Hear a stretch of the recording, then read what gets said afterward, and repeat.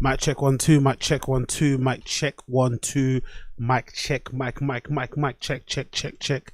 Mic check 1 2. Mic check 1 2. Apologies for the lateness. Apologies for the delay. Apologies for the latest. Apologies for the delay. I had some tech issues. But we're here. Big up the tech issues crew. Big up the tech issues crew. Big up the Black Steve Jobs crew. Big up the Black Steve Wozniak crew. Big up the tech guys.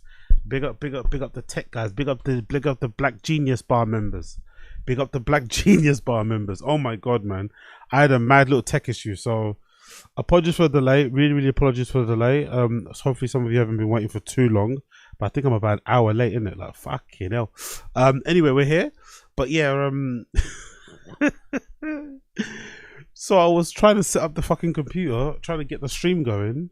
And I use a monitor, right? So I've got this nice monitor that gives me a bit of extra light, and obviously I can see everything. So it's crucial to what I'm using at the moment.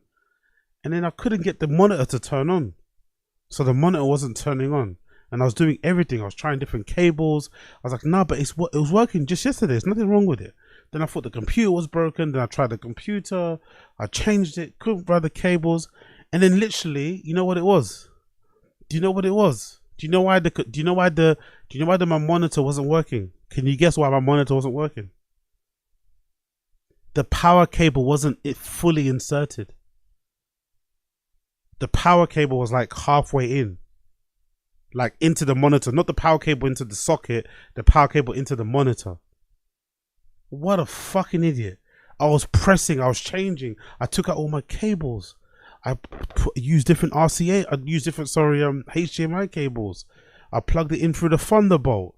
I used the USB-C. I tried everything. And then the issue was that I didn't fully push the fucking power cable into the fucking monitor. So it was like kind of halfway out.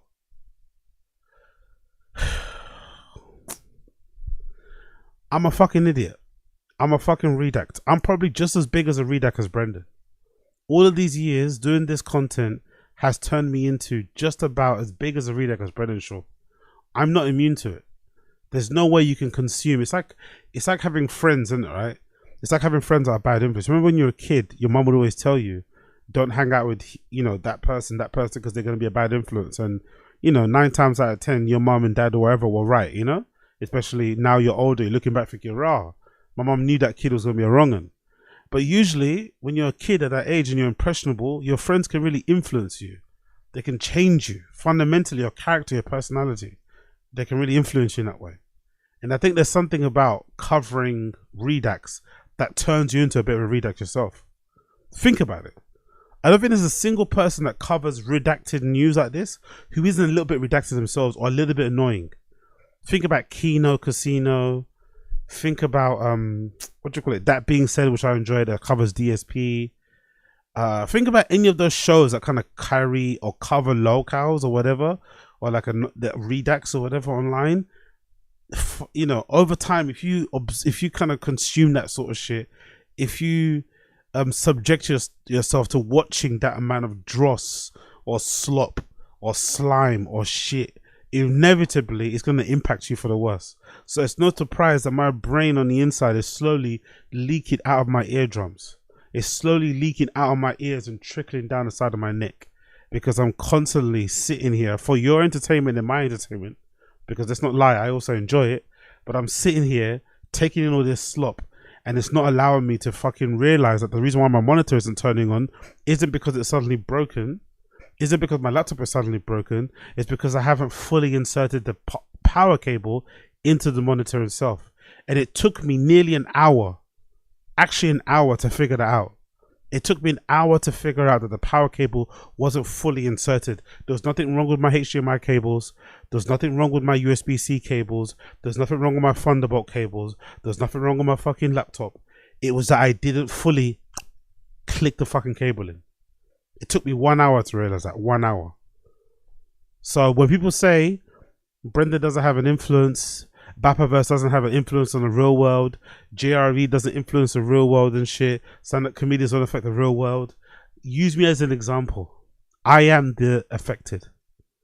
I am one of the fucking subjugated. I am one of the victims. I'm one of the test subjects. I am a living, breathing trial, okay? Gone wrong. 1 hour to realize I should have plugged in the cable.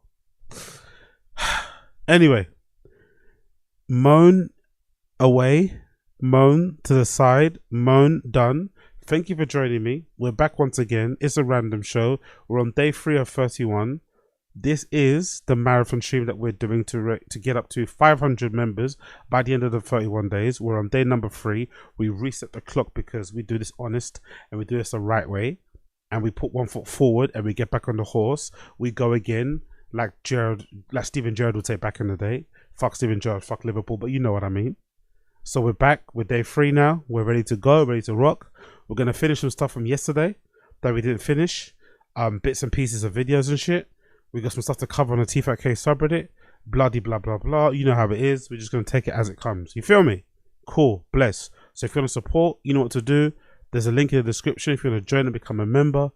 That'll obviously help us hit the 500 goal. I think we're about 90 or 100. I'm not sure how many members we have now at the moment, but thank everyone that's joined.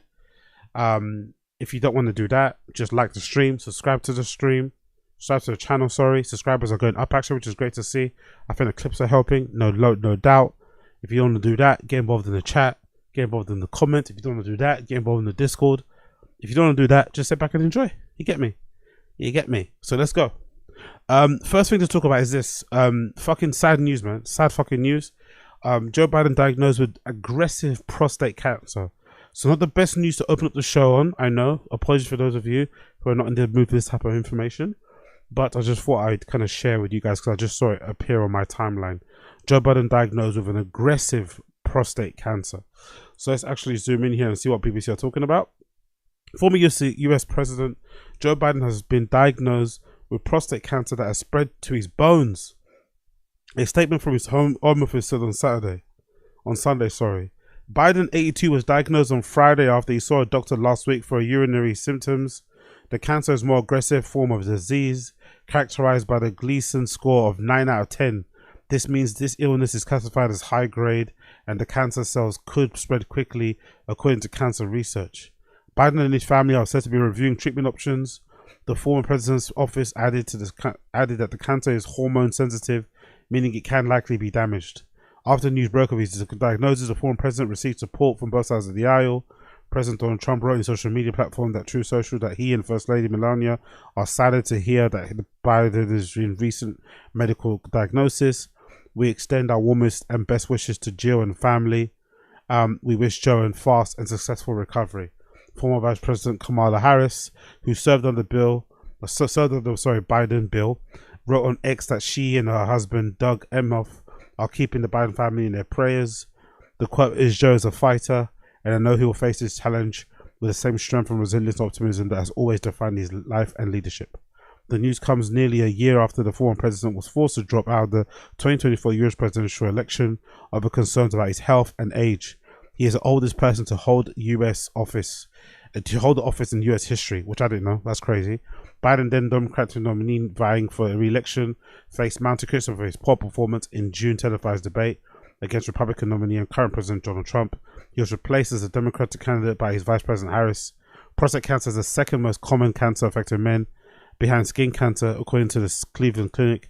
The US Center of Disease Control, CDC, says 13 out of every 100 men will develop prostate cancer at some point in their lives. God forbid, not for me, touch wood. Age is the most common risk factor. So yeah, horrible news. It needs to be said in it's kind of crazy, man, how they kept him in the race, innit, for so long, because they thought he was going to be the only person that had a viable option of beating Trump. Then in the end, they just couldn't justify it, so they had to replace it with Kamala Harris, which obviously was a poor choice. But keeping him on for that long, knowing fully well that he was probably ill back then, right? Maybe they didn't know he had cancer, but they knew his health wasn't great. It's really fucked up, man. Like, you're taking him away from his family for a year, maybe 2 years, or however long that was, right, that period. You haven't allowed them to kind of, say goodbye or whatever, or just spend time with him. And instead, here he is on stage, staring out into the abyss, not moving, looking like his mind is elsewhere because he was probably suffering from ill health for a while, It's pretty sad to be all things considered. it's obviously better that he's not in office now, so he can get the treatment that he needs and kick back and relax and shit. But Jesus Christ, man. Like, Jesus fucking Christ. I guess now everybody that was trying to act like he didn't have any medical complications, remember that was a thing? That was a thing for a while. I think I actually saw a couple of clips of some prominent Democratic figures and news anchors essentially pretending like he never had an issue. They never saw it as a problem. They never saw his health as an issue, and everyone kind of blew it out of proportion. Well, I guess now we have an extreme version of why some people were very nervous about him running and maybe hesitant on it and questioning why he was doing it in the first place, because clearly, judging by this diagnosis, this guy was ill, man. This guy was ill. Really ill. Which is really sad to see. I'm not going to lie. Really sad to see for everybody, I'm assuming, especially you Americans over there. Really sad to see. So, wishing the guy a speedy recovery, you know, all that good stuff. Hopefully he does get the treatment he needs. He is 82 though, you know. Not too sure how that's going to go, especially with it being prostate, things spread into your bones. Those are always never good things, but you never know, innit? He's got all the resources next to him to kind of make a speedy recovery and get the cancer dealt with. You never know. You know, more crazier miracles have happened, so that could be the case, but it's just a good thing in general, regardless of whether or not the treatment goes well or not. It's just a good thing that he's not in office, so he can be with his family and kind of do what needs to be done in that regard. You know what I mean? And hopefully do away from the limelight, away from people's prying eyes. You know, no need for excessive kind of investigation or conspiracy theories. Just let the guy kind of recover, seek his treatment, and kind of go from there. You get me? I think that's how it should be done, really. Hopefully that's the case, but you never know how these things go. So yeah, thoughts and prayers legitimately with Joe Biden. Hopefully he makes a speedy recovery and gets the treatment he needs. Hopefully. Moving on. Let's talk about this quickly. Do you remember I was talking about this? I think when we were streaming yesterday, this news actually broke on the timeline, and I kind of shared the video of this, what's this next Mexican naval ship that unfortunately smashed into a bridge there, the Brooklyn Bridge, and allegedly has killed 2 people, and I think a bunch of people are in hospital. And I couldn't work out why people died. Like, I was like, hold on, why are people dying when this boat was moving kind of slow towards a bridge? Yes, it obviously smashed, and you know, I forgot what they fucking called the masts and shit on the boat. They all kind of got knocked down. So maybe something hit somebody in the head. That could be possible. But I was thinking to myself, if this boat was heading towards a bridge that they knew they couldn't pass under without colliding into it, why didn't people just get down? You know, under, like get down instead of being on the deck. They got down into the boat and kind of just closed the doors and cover themselves. That would have stopped anything from happening. So I didn't understand. But then I watched another video for another angle, and I got it wrong. There were actually people on the mast, like I guess cadets, so I'm assuming Mexican cadets, Navy cadets. There were people on the mast, like I guess they were trying to bring it down or whatever. They were doing something there. So when the thing hit the bridge, maybe some of those cadets flew off and smashed right down the boat. I don't know. But I did see a video with cadets literally hanging on the pole as it was kind of like, you know, swaying from left to right and shit. It's fucking crazy. Let's read it here. It says Mexican Navy cadets, America Yamilet Sanchez. That's a lovely name, actually. America Yamilet Sanchez and Adol Yair or Jair or Yair Air. I don't know how you pronounce that one. Adol Air Marcos, ID'd as the fatal victims of the Brooklyn Bridge crash. Damn. One of the Mexican Navy cadets killed in the Brooklyn Bridge was ID'd on Sunday as an award-winning swimmer who posted a beaming photo of herself in front of the boat hours before the tragedy. Other tragic dead maritime cadets was described by friends as a beloved world traveler. So that's the America Yamilet Sanchez, RIP to her. And that's the other guy, right? That's the guy, Adol Jair Marcos of Oaxaca, or how you say that? How you say that? Oaxaca, who also killed in the collision. 2 people. So yeah, I think I saw a video where essentially they were hanging from here. The Navy cadets, they were hanging from one of these things. You know? Fuck. Doomed mariners, America Sanchez of the state of Veracruz and Adol were up on the mast in Mexico's 147-foot training ship called a Cuauhtémoc when he lost its steering ability and smashed into the bridge before 8:30. Okay, so 2 of these people that died were on the mast. Okay, cool, that makes sense. That's why they died. Because I couldn't figure out why would you die if you see it, like, you know. But I got that completely wrong, so RIP to them. I deeply regret the passing of Veracruz Cadet America. My love and support and solidarity go out to her family. Sanchez, a 20-year-old talented athlete from Veracruz capital, posted a photo of herself smiling broadly in front of the doomed vessel. She was a renowned swimmer who had won several medals in the sport, according to a report in a local outlet, Consulta Veracruz. Damn, man. RIP to those young people, man. RIP to those young people. What a tragic fucking video. What a tragic fucking video, man. Fucking hell. And then another update regarding this. Kind of a couple more details here regarding medical issues. So let's zoom in. This one, pick up the New York Post. It says a Mexican tall ship slammed into the Brooklyn Bridge because it apparently lost its steering capacity thanks to a mechanical failure, sources say. Shocking footage captured the moment the Mexican Navy 147 tall showboat, the Cuauhtémoc, struck the New York City Bridge Saturday night, killing 2 members and injuring at least 17 other people and leaving a terrified crew members dangling and hanging on for dear life. There must have been a lot of frantic look out. There had been a pandemonium, retired US Navy Alfred McLaren told the Post, likely aboard. Let's actually watch this. Actually, you see, I've done it. Maybe this shows more of it as well. Let's watch this video from the New York Post.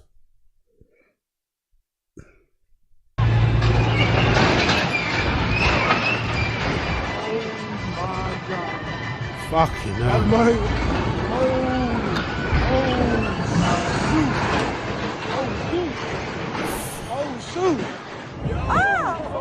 Jesus Christ.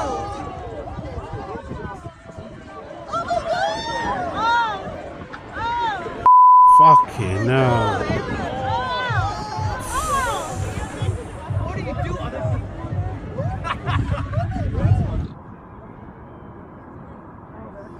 What I'm struggling to figure out here is, like, if it lost its steering capability, why did it end up there anyway? I don't know how boats work, really, you know, forgive me. I know my people came to this country on boats, you know, not very, without their permission and shit. But I don't really know, like, why the boat ended up going underneath the bridge. Couldn't they have done something to prevent it to have, couldn't they have maybe put the flipping anchor down and stopped it from moving while they run the repairs? Why did it have to go a certain way? Or maybe the steering malfunctioned as they were approaching the bridge. You know, maybe that's what, maybe they were trying to turn away, but then the steering malfunctioned and then they couldn't do anything by then. But, or maybe the current would have just taken the boat under the bridge regardless. I don't know. But that's fucking tragic, man. This continues here. Sources said the 43-year-old vessel was on its way to Brooklyn waterfront to refuel before setting sail for Iceland, but had plenty of diesel when it appeared to have lost its steering ability because of mechanical malfunction that was quickly carried onto the bridge by the powerful East River currents. Fuck, man. So the currents basically took it there. There was no stopping that boat. And I guess with boats, you can't really stop them. I'm assuming in the open sea and shit, you can't really stop them if the current is too strong, I'm assuming. Or and if the steering is failing, you can't exactly steer away or kind of move away in the slightest. So yeah, it's a bit harrowing, this. A local harbour pilot or mariner familiar with the East River's currents and conditions, and the area's docking pilot who helps navigate the ships out of the regional berths and docks, were involved in aiding and guiding the vessel before its crash. Workplace sources said at least one of the 2 on board of the ship at the time. With an investigation now on the way to confirm what went wrong, former US Coast Guard Henry Lipian told the Post that the crew could have tried to drop the anchor to try to help thwart the tragedy, which I said, by the way. I'm a smart guy. I know I don't look it. It doesn't mean an anchor's going to work. Okay, whoopsie. It might slow the ship down a bit, but it might not be enough to stop it. It's not a guarantee. Okay, so anchors don't work the same way they work in cartoons or in like anime. When they put the anchor down, it almost like it's like a handbrake. I guess anchors don't work like that on boats. It helps, but if the current is strong, the boat's gonna go. Okay, cool. I thought an anchor was like a handbrake. You know what I mean? You start drifting with the anchor. You put it down, the boat starts drifting. You lose your engine for whatever reason, you're on the mercy of the elements. Lipian said it was a worst case scenario for a crew made of largely trainees to lose power in the harbour. Oh yeah, that's true. They're all cadets as well, isn't it? So they're not exactly used to these type of experiences or running into these issues or being resourceful or whatever. So that must have been kind of crazy, man. R.I.P. to the kids, bro. Just imagine, like, I've got a devilish fear of heights. I cannot imagine working like this day to day. Obviously, it's fun if you're a fan of the sea and the ocean and you want to be in the Navy anyway. But I couldn't imagine how scary it would be to be like climbing up and down a mast, fixing the sails and shit. You know, like from that height every single day, knowing full well if a gust of wind comes along and knocks the boat over, you're going to be one of the first to die because of that impact from falling from so high. Oof. You only have a short distance and a relatively short period of time to react. That's a very good point, actually. That's a very, very, very, very good point about that. Yeah, if you lose control, then you're in big trouble. Think about those elements. You have the wind. The wind is going to push the vessel to some extent. You're going to have the current. The tires are the same direction of the current, and whatever direction the vessel was traveling before that, you lose power. You still have the momentum of the direction the vessel was traveling in. That's true. I didn't think about that. Wind and the current. If you can't get the anchor down fast enough, it's the worst possible scenario. The collision bore a haunting similarity to the March 2024 collapse of the Francis Scott Key Bridge. Yeah. Fuck, man. Fuck. Saturday's tragic accident befalling the well-regarded Navy, such as Mexico's, left McLaren's stunned. Really? Mexico are known to have a really good Navy. That's pretty cool. I'd never imagine that. I'd never imagine Mexico's Navy is pretty well regarded and shit. That's pretty cool. I've never ever heard of a criticism of the Mexican Navy. I'm dumbfounded. It's just horrible. The ship carried 277 crew members and was largely used as a training vessel for many cadets. Navy cadets, sorry. Peter Himmler. Oof, that's an unfortunate name, isn't it? Peter Himmler. Probably got to change that name, innit? You probably got to change that name. For Flatiron Communication, which is helping to put together the planned July 4, 2026 International Parade, said that that Mexican ship is was anticipated to take part in the high anticipated event, but had not yet confirmed. The Post also was on board the ship last week for the announcement as it coasted past the Verrazano Narrows Bridge into Pier 17.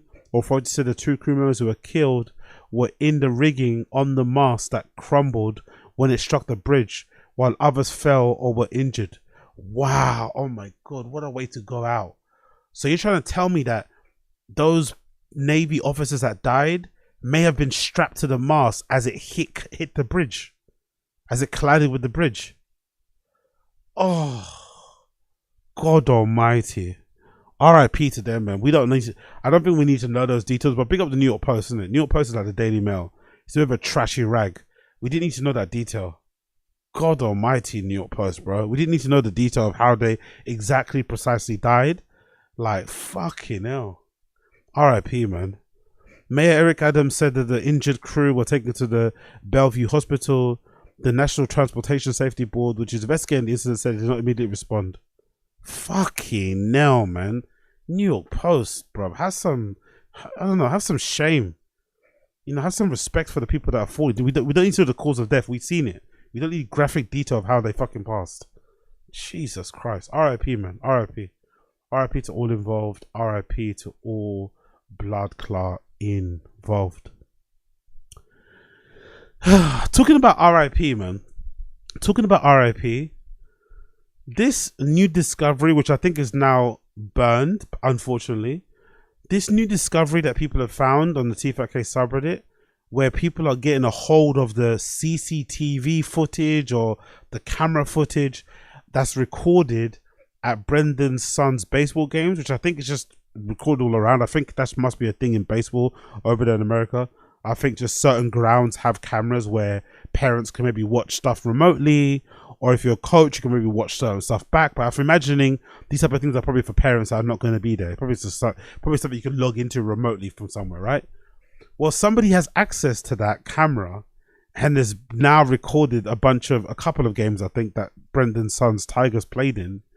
And unfortunately for Brendan, he's took some clips here that obviously make Brendan look horrendous. The first one was where he couldn't catch and he was afraid of getting hit on the leg by a ball being thrown by a 9-year-old or something. And now we've got this second clip that just dropped, which I think is going to burn everything. And I don't think Brendan's going to be very aware that the camera's there and he's not going to be as relaxed and dumb as he is. But this second clip might outdo the first one. Powerful bunch. Big what's all this?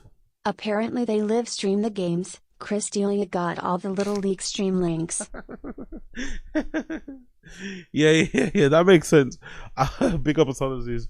I was thinking, right, that either way is a funny solution. Either way is sick. Like either they got an option where you can log in to like this portal or whatever, or there's like a remote place you can log into to check the feeds, or they just got like a YouTube-y type of thing that they live stream to. Either way, it's a pretty funny discovery that people have found, because it's offered us some interesting material, interesting to talk about, especially now that the Papaverse is kind of boring. This kind of gives you a reason to kind of listen to some of the baseball talk, because, you know, this is where it kind of centers on. So essentially, in conclusion, Brendan gets ejected from the game. It's fucking hilarious. Let's just watch the clip. He fucking gets ejected from the game for being too aggro. From what I can tell when I watch the clip, I think Brendan got rejected. Again, I don't know much about baseball, so please forgive me. I'm English, plus I'm black, so, you know, whatever. But I think, if I'm not mistaken, he got ejected for either saying something rude to the umpire, referee guy, whatever, or like acting aggressive like he was going to do something. And the guy told him to get the fuck out. Or also, I could also imagine another scenario is that this clip is only 1 minute 17. Maybe Brendan was giving the umpire loads of verbal the whole entire game, and he just had enough and said, okay, you fuck off, you know? That could also be possible. But let's play the clip anyway.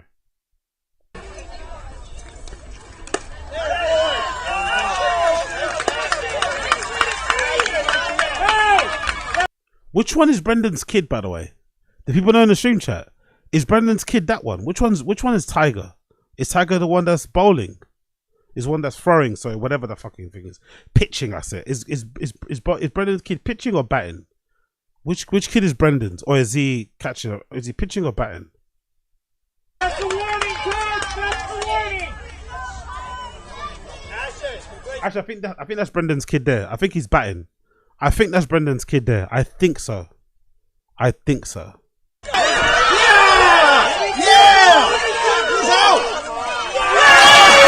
Yeah, I think this is Brendan's kid. I think this is Brendan's kid right there. I think this is Brendan's kid. Yeah, this is Brendan. To be fair, he is pretty huge for a 9-year-old, isn't it? He's nearly 9. He's fucking massive, to be fair. It's just a shame that he's got Brendan as a dad and he's doing all this, because it's good Brendan's there. But look what Brendan's doing. That's the coach, right? I think that's the coach that was acting like Brendan was annoying him. That's the coach who probably was happy he got ejected. That's Brendan's son, Tiger. And that's Brendan there, and that's the umpire.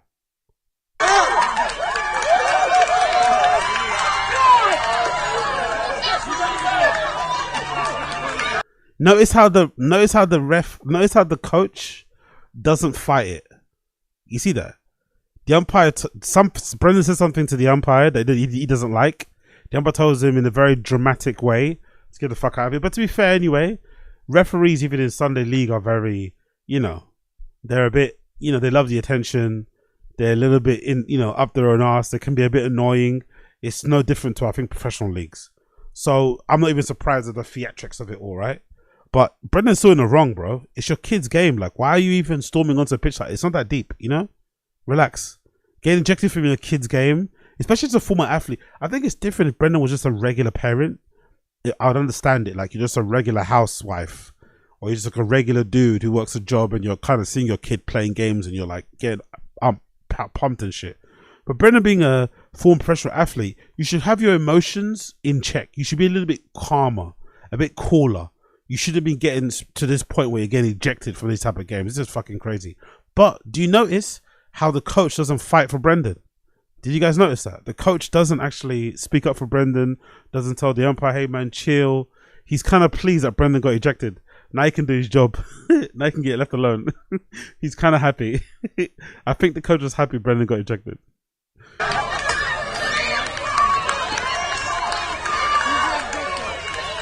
Brendan comes over. Look at Brendan coming over. Look at Brendan walking over all aggressive and shit. What the fuck is he going to do? Is he about to take it? Is he about to do a double leg? Look at him. Look at how aggressive he's walking over. Brendan, bro, it's a kid's game. It's not that deep, you powerful bunch. Yo, pick up A. Martinez. The way he walks over to the ref. Bully is huge. And that ref looks old, bro, doesn't he? That ref looks like he could be Brendan's dad's age. That looks like an older dude. Like, what are you doing? Exactly, pick up A. Martinez. That legitimately some bully boy shit.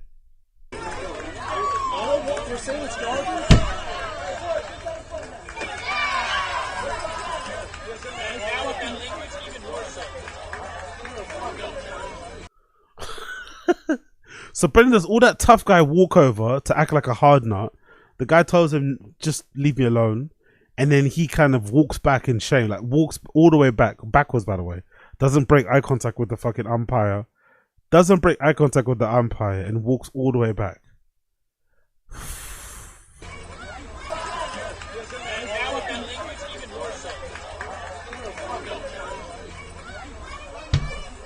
Notice how nobody gives Brendan a pat on the back.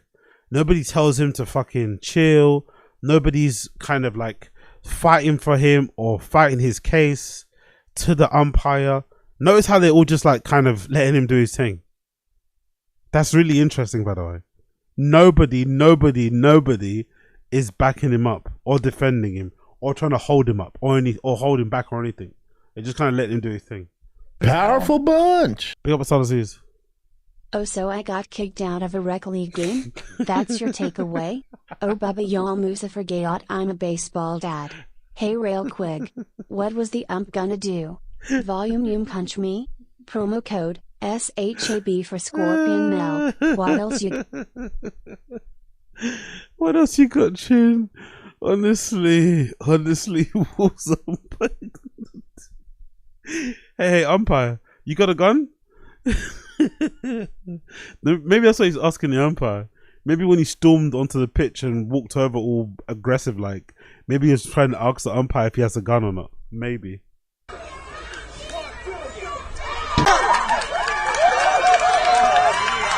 Wow, now he's doing the super aggressive throwaway.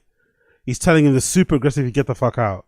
And the other team is celebrating, by the way, because obviously, you know, that's a good thing about sports. When the other team is going through, when the other team is having internal conflict or arguing with the referee, you go and just start celebrating. That's what I used to love about sports, especially at that age. Seeing one half of the pitch absolutely livid and red and angry, and then your side is just like jumping up and down, super happy. A little bit. What? Mean? It's sports. Tighten the fuck up. That's why I'm his dad. That's why he's an outlier, you know? I think now we know why. Remember he said how Tiger was acting up and being all moody because they lost the game and not taking it too seriously and shit. Now we know why he does that. He's basically mimicking his dad. Especially at that age. I think he sees his dad as his hero. He still kind of looks up to him and shit. Isn't annoyed by his dad yet, thank God, because he's not a teenager yet. That'll probably happen very soon where he'll probably start to want to spend less and less time with him. But for now, he looks up to the guy and he wants to make him happy. He wants to make him hang out with him. So that he does that whole like mirroring thing, right? Or starts to kind of act the way he does or copy his mannerisms, whatever it may be. So it wouldn't surprise me if Tiger's just copying or doing the things that Brendan's doing. No, it wouldn't surprise me, sorry, if Tiger's acting the way he's acting, throwing strops, acting like he's pissed off because he missed, you know, a certain thing or he didn't get a certain point, whatever you do in fucking baseball, I don't know. Just so you can make Brendan feel happy or to know subconsciously that, oh, this kid gets it, you know? Like, this kid gets it. This kid, he's matching my energy. He knows what's going on. He takes his sport seriously. He's trying to be an athlete, blah, blah, blah, blah, blah. But he doesn't really feel that way. Even if that's not the case, he's just setting a bad example anyway, you know? He's setting a terrible example. especially being a former athlete. Former athletes shouldn't be doing this. Former professional athletes, I know it's only the UFC, I know it's heavyweight division, I know it was back in the day where it didn't really matter as much as it does now, don't get me wrong. If you say you're a former UFC athlete or fighting now, it probably holds a lot more weight than maybe Brendan was doing, especially in his division anyway, especially given how things have transpired and shit. But like, I don't know, man. It's just a weird thing to do as a professional athlete, dad or something. I mean, you should know better. You should know that, you know, that sort of stuff doesn't really work long term. That always having a weird chip on your shoulder or trying to force one doesn't work long term. It's just about doing great work, you know? Just about absolutely doing fucking great work. Or just being supportive of your kid when they're trying to do something and not really looking too far ahead or whatever it may be. And in this case, he didn't do that. It's absolutely crazy though if you watch the video again. Let's do it one more time.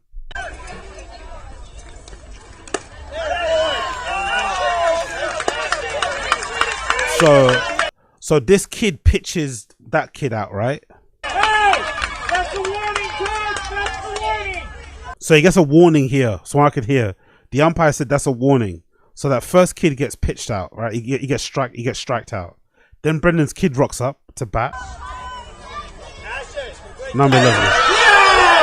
Yeah! He's out! He's out. Okay. Should we give Brendan some grace? I didn't notice. Should we give Brendan some grace? It looked like this umpire kind of fist pumped, "You're out," to Tiger right in his face, right?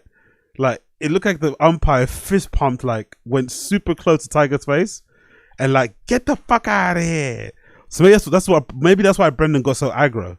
Look. He's out!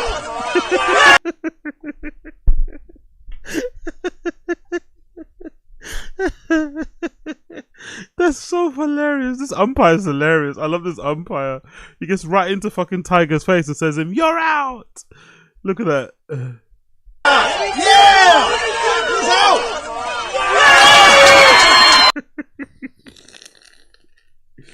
Okay, that's fucking incredible. So he does that, and Tiger gets up really pissed off. Yeah, Tiger gets up really pissed off and upset, and then he storms off because he just got out, right?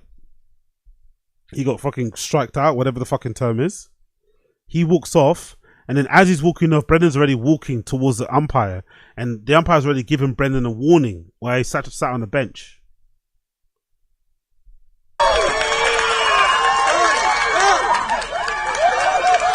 Yeah. So then he tells us to go. Okay, cool. Okay. All right, fair enough. Brendan still was in the wrong. Brendan was still in the wrong here. There's no way you can blame the umpire. No way. Or the referee. No way you can blame him. He points to him again. Look at him. He's walking over like he's going to fight him. Look at Brendan. He literally means walking over like he's going to fight.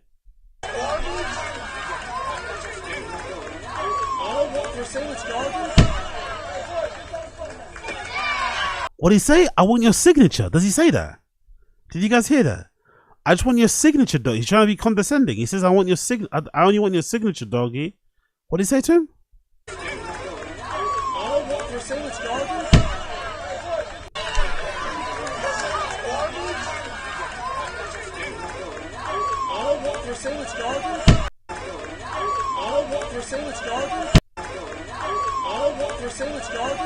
I don't know what he says there, but I think he's being rude, condescending, you know, standard Brendan that we all know and love.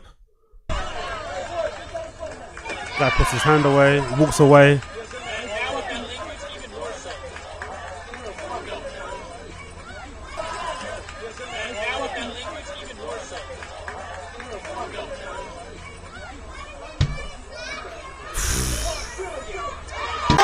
Embarrassing.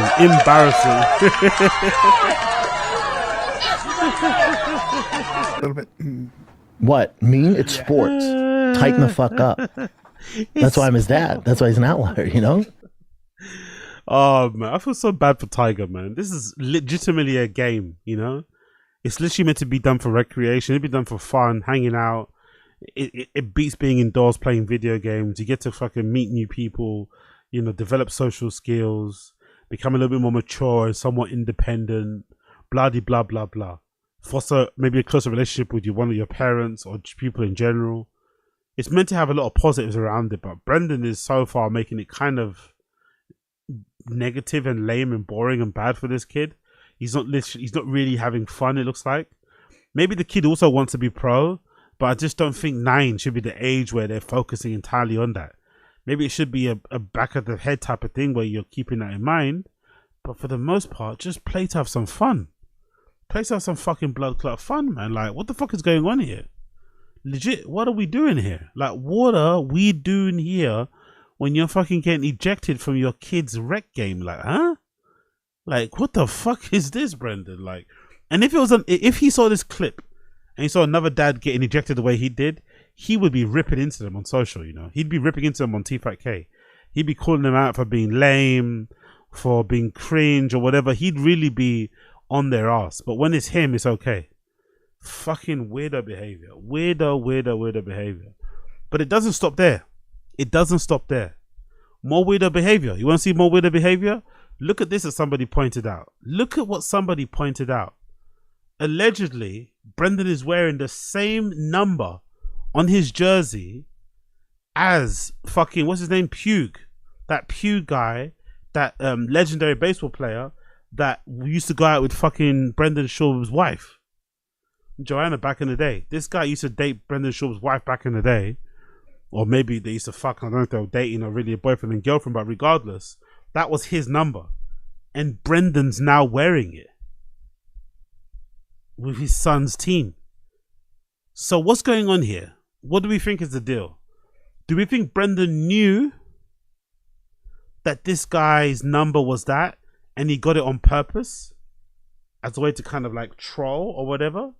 Or do we think Slow Joe somehow encouraged Brendan to wear that jersey, unbeknownst to him, there was actually a tribute to her real love of her life and somebody that she still probably thinks so fondly of, PUIG? What do you think? What do we think really happened here?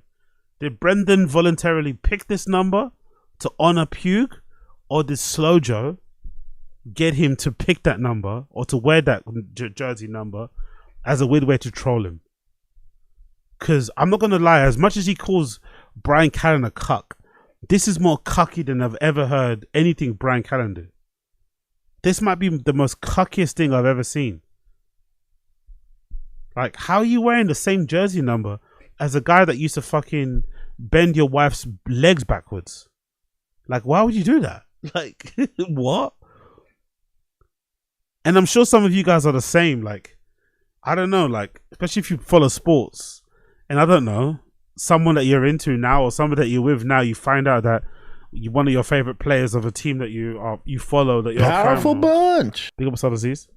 Hess racist cause Slow Joe makes him role play as PUIG. Oof. Imagine that. Imagine that. Slow Joe gets out the fake tan, or Brendan backs out the black paint, you know. I can just picture Brendan do blackface for some reason. And then she makes him, you know, put that on as like, you know, as a bit of kink, you know. You know, some people have handcuffs. Some people like to role play as police officers or nurses. Brendan just blackfaces it up and wears that jersey while him and Joanna are getting to work. But either way, man, this is the most cuckiest thing I've ever seen in my entire life. I swear to God, this is flipping insane. Number 66, the same number as fucking PUIG. Who did this, man? Who encouraged this behavior? Who said this was okay? And I can't wait until it kind of gets to him, because he's responded to that baseball thing already on his Instagram. So most likely someone's going to send this to him, so he's going to see it. I can't wait to hear what his response is. It'll be funny if he does like the whole like fake work thing and tries to talk about how women have agency and can do what they want, but whatever. But I'm curious to see what his reaction will be when that question gets floated to him tomorrow, or whatever it may be. I really want to see how he responds. Because this is fucking crazy. And you know what it reminds me of? Do you know what it fucking reminds me of? When I saw this, do you know what it actually reminded me of? Let me actually show you here quickly. Let me get this up on here.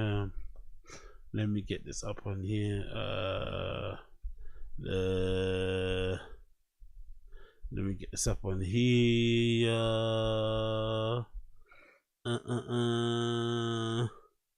Yeah, there we go. It's like, it reminded me of this. Do you guys remember this? It reminded me of this. You've got grown men that wear jerseys as fans with other grown men's names, the players, on their own back, and then they look at that dude and they're like, yeah, go that guy on my back. What the fuck? Hey, are you a bitch? Like, what? That is a fucking bitch move. Take yourself outside of society and think about what kind of a bitch move that is, okay? Here's the new rule, okay? If you're a grown man and you have another grown man's name on your own back, that dude gets to fuck you, okay? That just reminded me of that joke. That might be the best Chris Leo joke he's ever had or he's ever done. But that reminded me instantly of that joke. That reminded me instantly of that fucking joke. Innit? Oh, so fucking good. Brendan's out here wearing the fucking like, I don't know what I want to think here. How do I think it happened? I could believe Brendan is such a Brendan's such a fucking fair weather sports fan, such a hype beast. He's such a fucking trophy hunter, glory hunter. I could believe that it was his decision. This is all his idea. You know? I could believe Powerful bunch. Yo, big up Mr. O, big up Mr. O. Maybe she can hire PUIG to teach T how to play baseball. Too low. Too low, Mr. O. Too low. Imagine that. PUIG private lessons for Tiger. Oh, too low. And guess what? PUIG will be able to speak Spanish with him. Brendan can't speak Spanish. PUIG will be able to speak Spanish with that kid. Too fucking low, man. Too low. Big up Mr. O. But I could definitely see Brendan picking this number himself because he's just a fan of baseball and wants to fucking, clout chase and shit, right? So I could definitely see him picking this himself. I don't think Slow Joe was involved. I don't think Slow Joe was involved. I swear to God. I don't think Slow Joe was involved in the slightest. I think this is all Brendan. This is all Brendan's handiwork. Brendan thought it would be a good idea to wear that jersey and put that number on his back.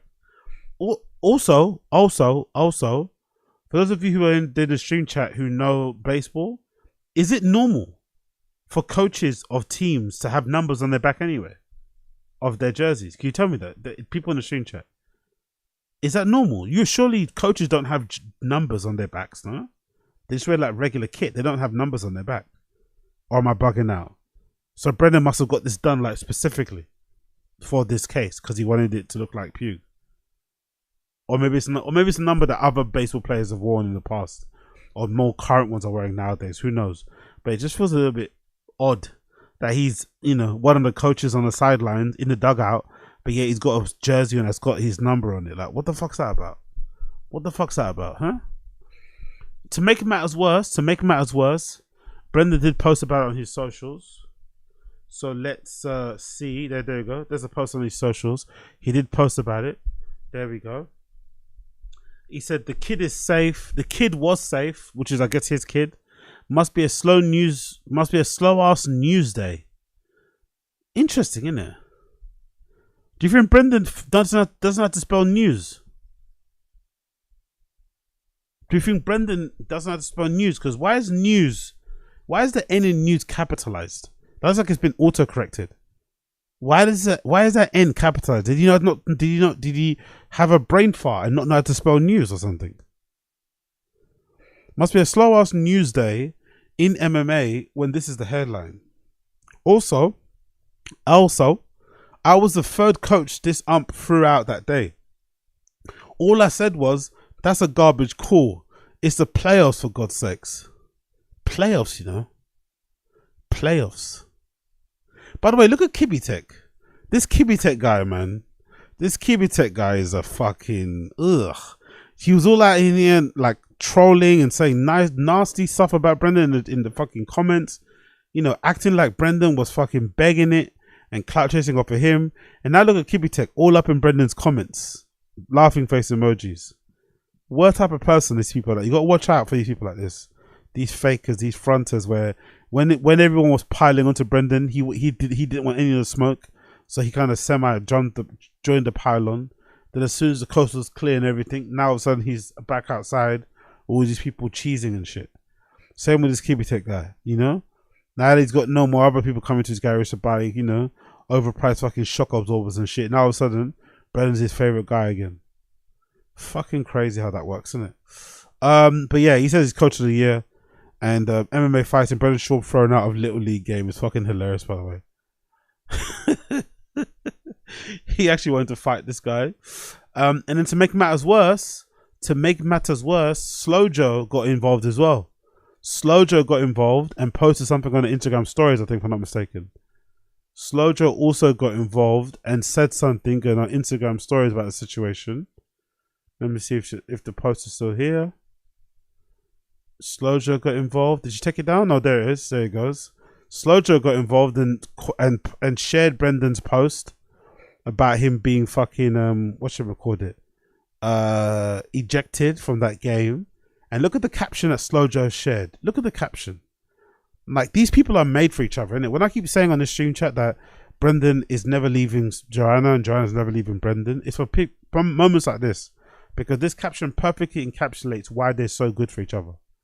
Her quote: "This umpire waited let's go again. This umpire waited his whole life for his 2 minutes of fame. So happy for him. He really enjoyed ejecting Bren from the game because it's the only power trip he has in his life. At a Pony League baseball field.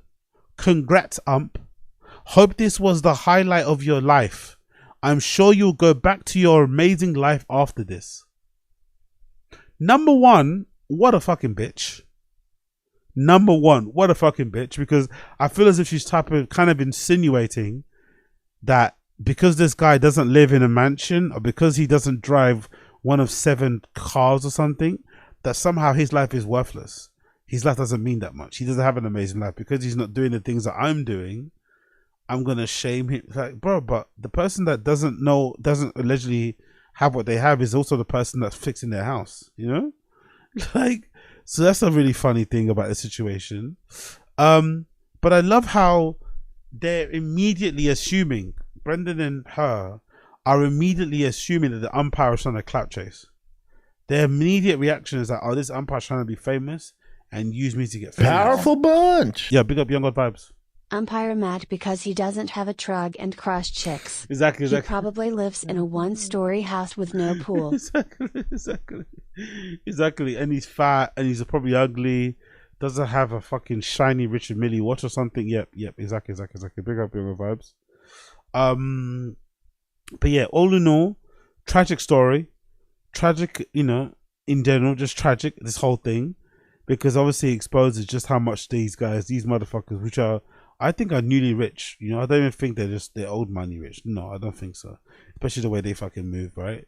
But I don't think that's the case. But when it comes to all this fucking shit, the really sad thing about all of this is that there's a kid at the heart of this. You know what I mean? There's a kid at the heart of this. And yeah. It'll be a miracle if he's still involved in baseball. It'll be a miracle if he still loves playing that game with such intense, redacted, overbearing parents in his life. You know, it's going to be a hard one for him to be involved in it still, or keep an interest in it, or fuck with it, because these motherfuckers, man, like, you know what I mean? They're belling up your phone when it's like 10. You just finished playing whatever game you're playing. You're on your way, but they're still belling you up, spoiling your mood, ruining your high, purposely calling you at weird time just to kind of ruin you. Looking at like all this sort of mad shit. So I feel bad for Tiger, I'm not gonna lie. You know, he didn't ask to get born in that family, but now he's got like 2 villains to contend with, and he's a literal teenager. Do you know what I mean? It's gonna be fucking mad when it finally does get to that bit. But yeah, this whole situation's so dumb, so dumb. In the end, it's a fucking rec league. It's a fucking kiddie shit. It's nothing serious. Even if it was serious, former professional athlete guy, ex-allegedly NFL dude, and Brendan and UFC dude, he should have known way better how to do that situation. You know, way better than that. But hey, you know, it is what it is. It is what it is. Big up Slow Joe, big up Joanna, or big up Joanna, big up fucking Brendan. They are perfect for each other. Legitimately perfect for each other. They're not moving. They're not going anytime soon. What song did she play for this clip? Did she put a song there? I don't. What's the song? Is there a song on it? I don't know. Sure. Let's go back again. Let's see another post. What else did she post there? Someone showing Mexican friend. Cool. Okay, cool. Basically, we're up to date there. We're up to date regarding that story, and then I think that was it regarding that one. Yeah, I think that was it regarding that particular story and what actually happened. So let me see what you guys think in the stream chat. What have I missed out on here? Big up Nicky HS. Big up Nick HSG was good. The fact that he lied about being in the NFL really makes my blood boil. Dude, you've tried out and didn't make it. He says he was part of the NFL so much. Yeah, he really does. He doesn't let it up. There was a period of time when he was kind of like not saying it as much. When those dudes, what's that? Those dudes from Bussin' with the Boys, I think he kind of laid off talking about NFL stuff when they kind of exposed him. Or they started trolling him, but now he still says it. Big up Josie. Big up Sada Z's. The umpire gave Baba the information on Bobby Lee's hilarious. Big up Young God Vibes. I don't think they're rich at all. I think they're in a lot of debt. Did I say they're rich? I don't think I said they're rich. Maybe you responded to somebody in the screen tune chat. I think they definitely, there was a clip. I can't find it though. There was a clip on the Tfatk Reddit where Brendan admits to getting a lot of these cars on finance, or no, he says he's going to get another car. And then Brian starts to ask him like, are you sure? Another one? Like he's a bit concerned. And then Brendan tries to make it seem like, oh no, some are on finance, some are bought outright as investments. And Brian's like, yeah, you just got to be careful, man. You got to be careful. So it wouldn't surprise me if Brendan's whole family exists off of payments. You know, partial payments. They probably bang out things like Klarna and whatever else it may be. You know, they probably don't have a lot of cash in their bank accounts, but they probably love paying off things monthly. So it wouldn't surprise me if everything is financed over there, the Schaub household. Unique was up, was the umpires hilarious. Big up 84 Mantha. Big up Two Swords. Big up Daymaz because they're the ultimate clout chasers. Who else is here? What else is going on? The pre-ban for Loco. Not everyone can be a failed comedian with CTE. True. Who else is here? Big up Josie as well. Powerful bunch. Yo, big up Shades Car. Appreciate you for the membership, bro. Thank you for the gifted membership. Oh, big up Nicky HSG for getting it too. It says it there. Big up. Thank you for the gifted membership, Shades Car. Appreciate you. They probably borrowed against the house. That's why they are moving. Had to wait to buy the house. Oh, Josie, that could be. You're on it, Josie. Well done. I love that. I love that theory. I love that conspiracy theory. That sounds like that makes sense. Borrowed against the house. That's why they had to. That's why they're moving, and they had to wait to buy the other house. That makes a lot of sense. That makes a lot of fucking sense. Pick up Josie with the fucking info there. I love that one. I'll take that one. Okay, cool. Let's move on from Brendan being an absolute douchebag when it comes to his kid playing baseball and shit. Let's quickly check some other clips here before we get back onto fighting the kid. Miss out on anything? Nope. I think we missed out on that one. What's this one about? It says Bappa. Want to know what I just told him? If you don't, We already heard you. I'm gonna forfeit the team. We're So done. shut up We're when the done. game's We're over. done. The game's over. Oh boy, huh? Feel better? I feel fine. You feel okay? I feel You're great. saving the game for your kid. For what? Yeah, exactly. Because you want to argue balls and strikes in a little We league didn't argue game? balls and strikes. He walked up like a man to you. And this guy's a firefighter who protects you neighborhood. Oh, the umpire forfeited the game. Is that how bad it gets? Parents are so toxic, bro. You have to be such a selfish person to make your kid's baseball game all about you and get in some sort of shouting match with a referee and shit. Fucking hell, man. Shut up. I understand some refs and these things can be a little bit maniacal and a little bit hard to deal with. But surely if you just shut the fuck up and let them officiate the game, let them fucking be in charge and do what they need to do, it would go ahead without a hitch. Like, these parents, man. These parents are such distractions. Utter distractions. Wow. The parents look like they get more irate and pissed off than the actual kids anyway when they're playing or even they're losing. Absolutely crazy, man. Absolutely fucking crazy. Wow. Wow, wow, wow. The toxicity is so strong. So much fucking toxicity. Let's continue on. Let's actually go to his Instagram. He's got another post here about a car, right? Then we continue here. What's the car post about? There, this one. Is that a new one? Autotaplia. What's that said? Okay, cool. Let's play this one. Let's play it. Actually, I want to see what people said in the comments about this thing. What people said in the comments about this. What's this? Full Send MMA. So let's go to Joanna's page, because I think she might have the original. Might have the. I want to see what the comments are saying in that original post. Are they defending Brendan or are they attacking him? Let's see if we can find them. It's Full Send. It's this. Where is it? Where is it? There you go. That's the post, right? Can you click it? Oh no, we can't. Okay, there you go. See the post. Oh, it's his post. Okay, it's not. Okay, cool. It doesn't matter. I thought it was somebody else. I thought it was another post. I didn't think it was. Okay, it's Full Send MMA. Let's see if I can find that. Full Send MMA Instagram. There we go. Full Send MMA. Let's see what they're saying here. I'm really curious. Okay. Big up Josie. It can get that bad. I had a friend, I had seen her bragging on Facebook about getting thrown out of her kid's basketball game because she was yelling at the ref. It's shameful. Imagine bragging about something like that, man. So embarrassing for the child. Oh my God. So cool. Let's see the post. What's the post say? The post say former UFC fighter, podcaster, and now Little League coach, Brendan Schaub. That's a diss, by the way. That's a real diss. That's a diss in the caption. Was recently thrown out of the game after arguing multiple calls from the umpire. You can see the umpire initially warned Schaub and then eventually throw him out after the second call, which was followed by Schaub walking down the umpire before leaving the field. Walking down a fucking umpire looks like he's like 60 years old and probably got a bad knee or two. It's fucking hilarious. Let's see what the people say in the comments. I had coaches get thrown out of games all the time when I was younger. It really isn't that big of a deal. Another person says. Bruh, slow day. Another one says, LML, he handled that well. Most legally dads. Powerful bunch. Big up Mr. O. These parents don't have any identity, so they put all their identity in the success of their kids. 100%. 1 million fucking percent. 1 million fucking percent. And it's fucking pathetic. I just would have thought it would be different with Brendan because he's a former athlete. So he knows how toxic, pathetic, that sort of shit is, and he would avoid it. But not the case, it seems. LMFAO, he handled that well. Another person says here, Schaub is the great dad. Another one says, his son knows baseball. He's good too. Right, a lot of people are defending Brendan on this thing.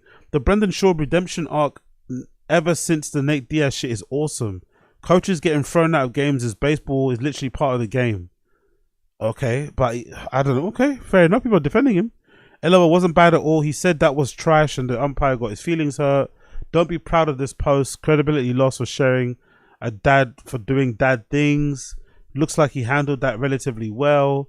Can't tell what he's saying, but it doesn't seem like he's yelling or gesturing aggressively, except for walking the fucking ref down. That's pretty funny.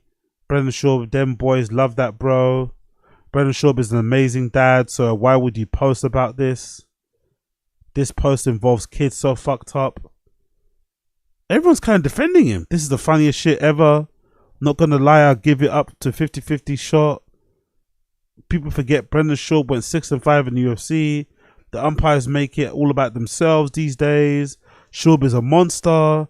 Raw. Okay. Brendan's actually getting some good fucking feedback off of this post. People are actually liking it. Some dads in the comments are toxic. I guess some dads have fantasies about fucking up umpires, isn't it? The ump tossed him because he's trying to get the best out of the players. Those players need to know that he has their back. Soft umps are so bad for the game. Soft umps are a pandemic. Soft umps are a pandemic, huh? Isn't that not a soft ump? Isn't that something that's being kind of the opposite of soft? Isn't he being kind of hard? What? I guess he means soft in terms of his emotions, maybe. In terms of getting offended, but Again, I don't understand what he's talking about. Yeah, it will happen. Parenting. Come on now, this is not where you should be going as an MMA page. Like, if you punch the ref or something, that'll be one thing, but to just put the headline like this to try and make Brendan Schaub look bad, even though he did nothing wrong. Raw, Ted. Everyone's really defending him. Everyone's really defending him here for a change. This is the most positive comment section relating to Brendan I've ever seen. Powerful bunch. Pick up some of these. Baseball dads unite, fuck the umps. Fuck them kids. Exactly. Exactly. Coaches against umps, you know what I mean? Oh, Jesus Christ. Big up some of these. So where's the problem? Never forget the man who's beat Crow Cobb, handled it well. I hate that he's made his whole life identity. And it's working.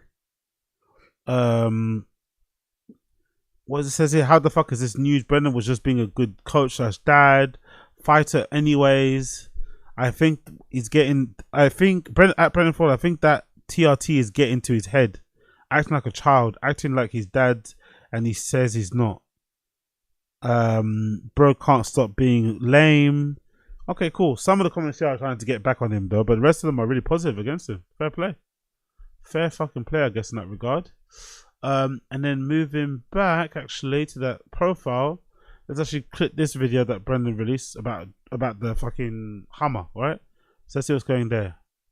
What's going on with the Hummer? What's going on with the Hummer? Ah, I like this thing. You want to go? Yo, it sounds so sick bouncing off the wall over there. 650 horsepower turbo Humvee, 6.60 power stroke, built by Sigma Sports for Brendan Schaub. This thing is the ultimate war truck. By the way, why isn't Brendan driving? Why is this guy driving him around in a car that looks like it's hers anyway? Didn't she buy it herself? I think she did buy it herself, or maybe couldn't drive it because something happened. But I don't understand. Like, why? You know, I don't get it. Why is he not driving himself in the car that he owns? Or maybe the guy's driving because he helped to fit the fucking shock absorbers. I don't know. Let's play the video. I guess we're not gonna leave without ripping some donuts first. Powerful bunch. 8 inches down your trot. big up, and Nicky HGS. I think I'm sorry, HSG. Big up Nicky HSD. Appreciate you for the super chat. You're doing that whole Brendan Shaw fucking 8 inches fucking meme joke. Yeah, he hasn't done it in a while, by the way. But yeah, big up Nicky HSG.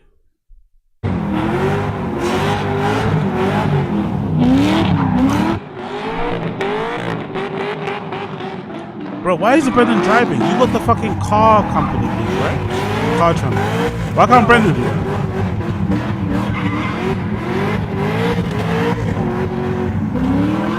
Why can't Brendan do that? Come on, Brendan. Why can't you do that, bro? You should be driving.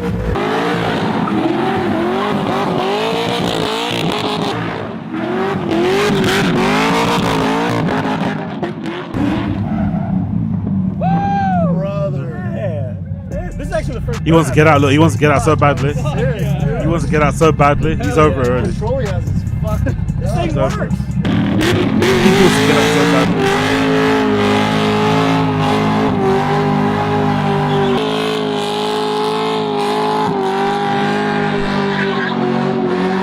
Why is this kid on? What's the point of this clip? I don't understand why it's Gosh, dude. Sounds so good. Bro, shoes on, bro. Well, I couldn't drive in the boots, man. Hooligan socks? I am. These are OG hooligans. You know. Anyway, you see what's going on there. You see what's going on. You see what's going on there. You see what's going on. I guess he's not this. He's not that. He's not this. He's not fucking that. But yeah, interesting. No more comedy. All you see is weights training. Oh, is that his new gym thing? Is that new? Fitness to me, it's always a top priority in my life. When I was competing in the UFC, it was all about getting better, the pursuit.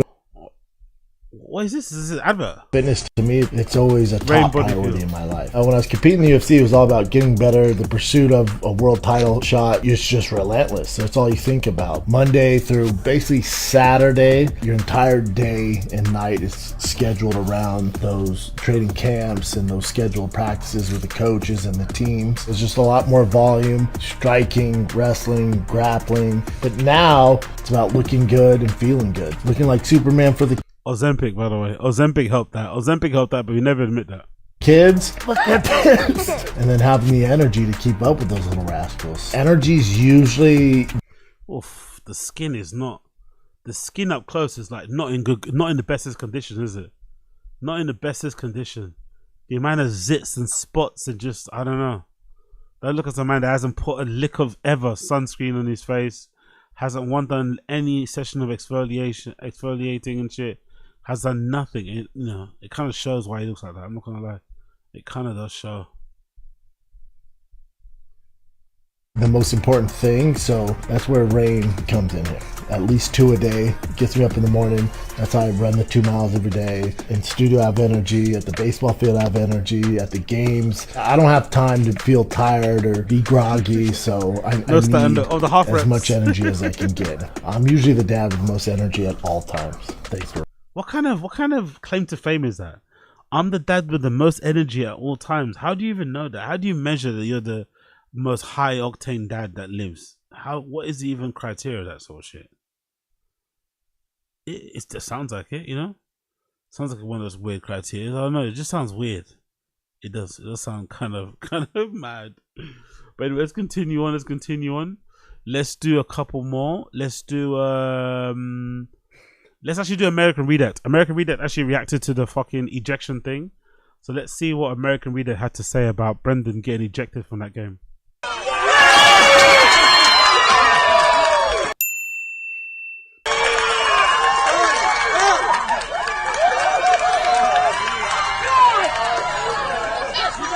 Alright, so we've got a shocking development coming fresh out of the fryers of the Fighter and the Kid subreddit this morning, as someone actually found some real-life game footage of Coach Brendan Schaub getting ejected from one of his son's Little League baseball games, in, might I just add, a very dramatic and satisfying way. Like the umpire very passionately ejects him from the game here, in front of a huge crowd it sounds like. I mean, just look at the way he throws his whole body into that ejection call. It's almost like he's been waiting to do that for the past 6 months or so. So let me just break this down for you play by play, because this might be the most satisfying clip to watch, especially after Brendan Schaub's been bragging on his podcast about how toxic he is at his son's baseball games, fat shaming other 9-year-olds, and just overall being a very shitty guy, as usual. I go, if this slow fat kid gets hit off you, this isn't for you. But I'll touch on that more later in the video. First things first, let's break down this clip so we can really get a good...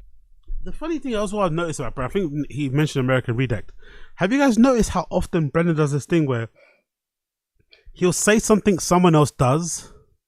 Like he'll complain about something, like he'll call it out on the pod, whether it's Golden Hour or Tfatk. He'll call out some bad behavior or something that he saw online that he didn't like from someone that they did, without being self-aware enough to realize that he does the exact same thing, or he'll end up contradicting himself with his actions the very next day or whatever else when someone else finds footage of it. It always seems to happen to him. It's almost like he kind of calls people out as a way to kind of like soothe his own ego, soothe his own pride, soothe his own bad behavior, make peace with it, because he knows if people actually saw what he was like behind the scenes, they wouldn't be fans of him. Do you know what I mean? Maybe that's why. I'm not too sure. Good picture of what's going on here. So here we got former UFC fighter and failed comedian Brendan Schaub crouching down at first. I didn't see him over there in the corner because I don't think it was zoomed in well, or maybe my eyes just missed him. I didn't see him crouching over there.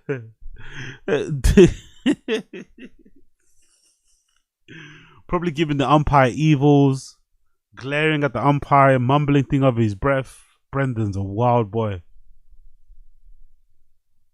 Being way too emotionally invested in a literal children's baseball game. Like, this man looks like he's coaching Game 7 of the World Series. So this all starts when one of the kids on his team strikes out, and I'm gonna go on a limb here and assume that Brendan opens his mouth, says something slick to the ump, and the ump fires back with a warning. Yeah.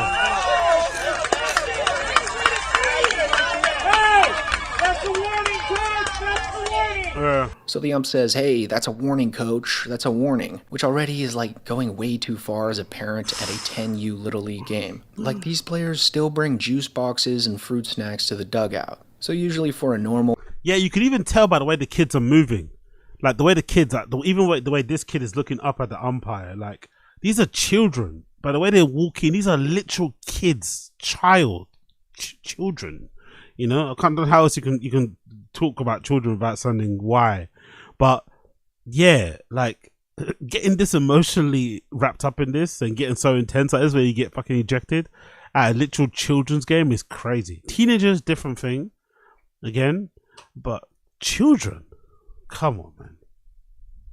Level-headed parent, that'd be enough. Like, you take your little slap on the wrist, you shut up, and you let the kids play ball. But this is the Brendan Schaub we're talking about here. The same guy who once admitted on air to calling kids fat during the games. So as you'll see shortly, the very next play he actually gets ejected for talking even more shit. And it all starts with number 11 walking up to the home plate. And I'm just going to go on a whim here and guess that this is Brendan Schaub's son. Since with a quick Instagram search, we can see that Brendan posted a home run that his son hit just about a week ago. Where in it, the son is wearing the number 11 jersey. So right off the bat, we know that B. Schaub's going to be a little more fired up with this kid than usual. So the actual ejection happened as LT Gray was running into home base to score a run for his team. And as he slides in, the ump calls him out, which obviously sends Brendan through the roof. Yeah!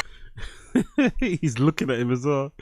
He's looking at him straight in the eyes. This umpire's a legend, I swear to God. He's staring at Tiger right in his eyes, look, as he calls him out.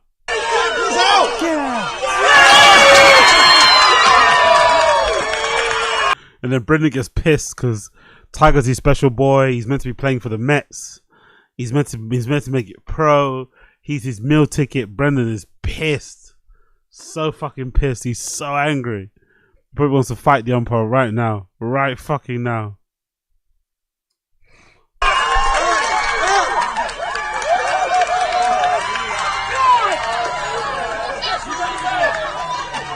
So the ump calls the kid out, and then Brendan has an issue with it, says it's a garbage call. Then without hesitation, the ump ejects him from the game. And the funniest part is watching it slowly sink in for Brendan. Like, it takes a good 10 seconds to register in his brain that this ump just ejected the shit out of him. So as you can see, he turns to the base umpire and is like, did I really just get ejected, bro? And this is really the best part in my opinion, because Brendan then stomps over to the umpire and exchanges some words with him. And if you listen really closely, you can actually hear Brendan cursing the umpire out. Yeah.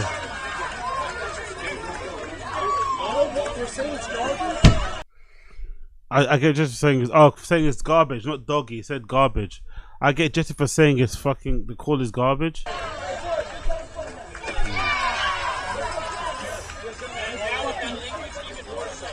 Meet me outside. Get the fuck out of here.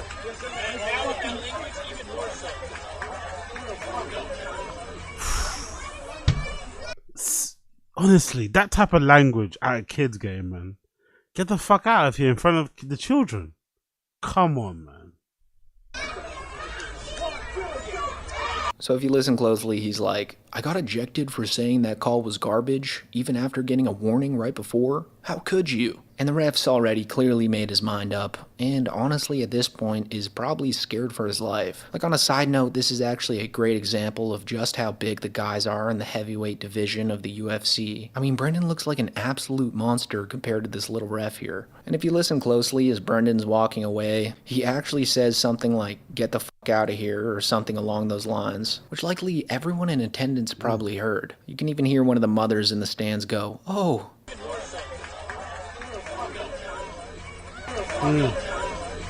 So yeah, this has got to be one of the most satisfying clips that's surfaced of Brendan Schaub recently, because it's crystal clear evidence of Brendan Schaub being a douchebag in real life. Like, I don't think we've ever seen anything else like it before. And the irony of it is absolutely amazing, since just a few days ago he was on the Golden Hour podcast with Eric Griffin and Chris D'Elia talking about how he hates it when baseball dads get too fired up at games. And then the ref... Yeah, he does that a lot. It's probably projection. I don't know what it is. Ego soothing. But he does that a lot. He kind of like predicts his own behavior through or tries to mask his own behavior by mentioning other people's bad behavior, so you don't think about his bad behavior. But he does end up doing it anyway. Wanted to fight, you know. I was like, this is crazy. I'm never coming back here ump had again. to call a timeout and was like, everyone needs to chill. This is rec. Everyone chill the fuck out. Like, you're not helping the kids out. Yeah. I'll call the dads out though. Like this one dad kept yelling at his son who's on our team. Throw the ball harder. I went, but let me talk to you. You think he's not trying to throw hard? Right. What are you doing, dude? You're putting more stress on him. Yeah. Like, let him do his thing, dude. And then what did the guy say? He's like, oh, you right, man. 2 plays later, throw it hard. Right, Like, all right, So a little bit of projection here coming from Schaub. Exactly. Like he was basically just describing himself here. And hilariously enough, I don't think this is a rare occurrence for Brendan. Like I truly believe that he regularly gets ejected from his son's Little League games, since he's admitted in the past to swearing at the ump during the games. I can't sit with like the rest of the parents right behind the batter's box there because I yell and I get pretty passionate about the game. Yelled out a cuss word. Super embarrassing. I was so embarrassing. What was the cuss word? It was the F word. Oh, come on, man. I know. You're better than that. I know. I can't help it. In front of your kids. The ref was really putting calls our way all day, and it was driving me nuts. And then there's one call, I just went, ah.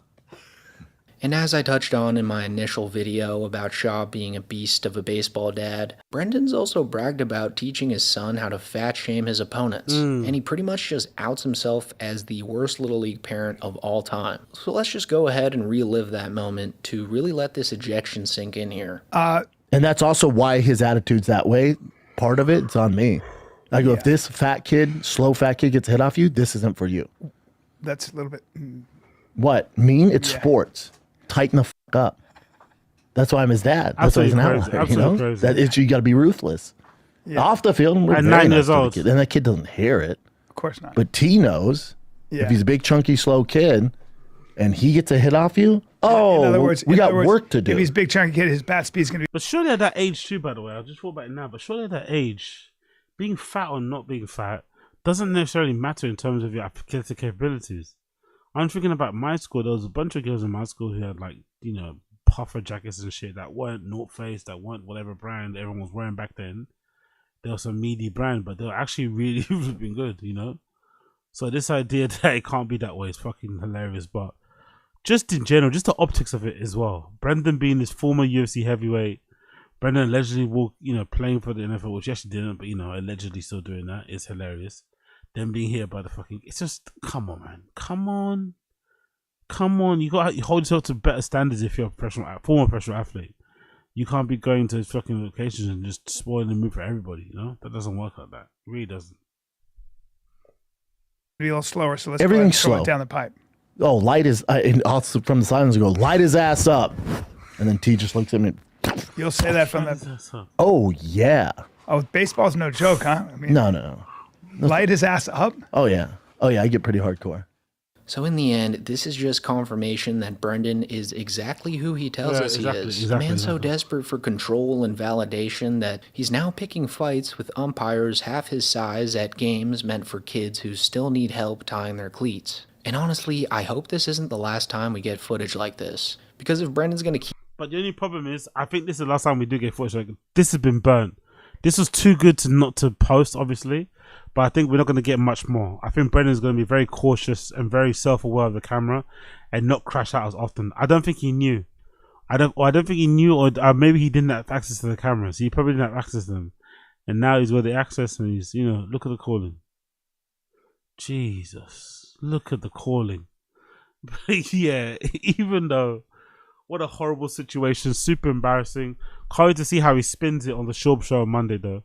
Looking forward to see how he spins it when I, you know, do that watch along tomorrow. I'm looking forward to see how Reason is trying to explain being fucking, you know what I mean? All this stuff. I'm trying to see where it goes. So, I don't know. Where should we start off with?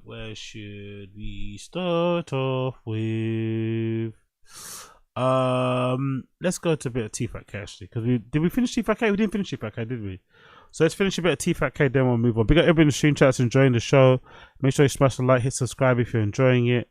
All that good shit. Of course, join, become a member as well if you want that. Link is in the description. Take care, bless.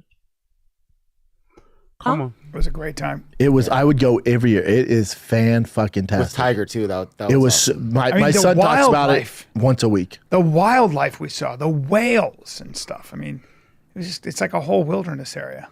It was so cool. All right, let's take a little break. It is playoff time. You're still watching games. You're missing. Okay, fast forward a little bit. Fast forward a little bit. Let's see where we left it. Let's see where we left it. Let's see where we left it. Let's see where we left it. Let's see where we left it. There you go. And you're exhausted and you eat around the fire. It was so much fun. It was so dope. That's where I was like, I'm doing it all wrong. We don't need to stay at the Four Seasons, all this shit. No, the kids don't give a fuck. I sure as hell don't. Well, I thought that's what they needed. No, what the fuck? No, he definitely does. He definitely, again, the lies are incredible because they just aren't necessary. He definitely did have a hole in his house where he stashed extra money. Money definitely was important to him, which is why he had those flipping dollars and shit, you know? Come on. Come on, man.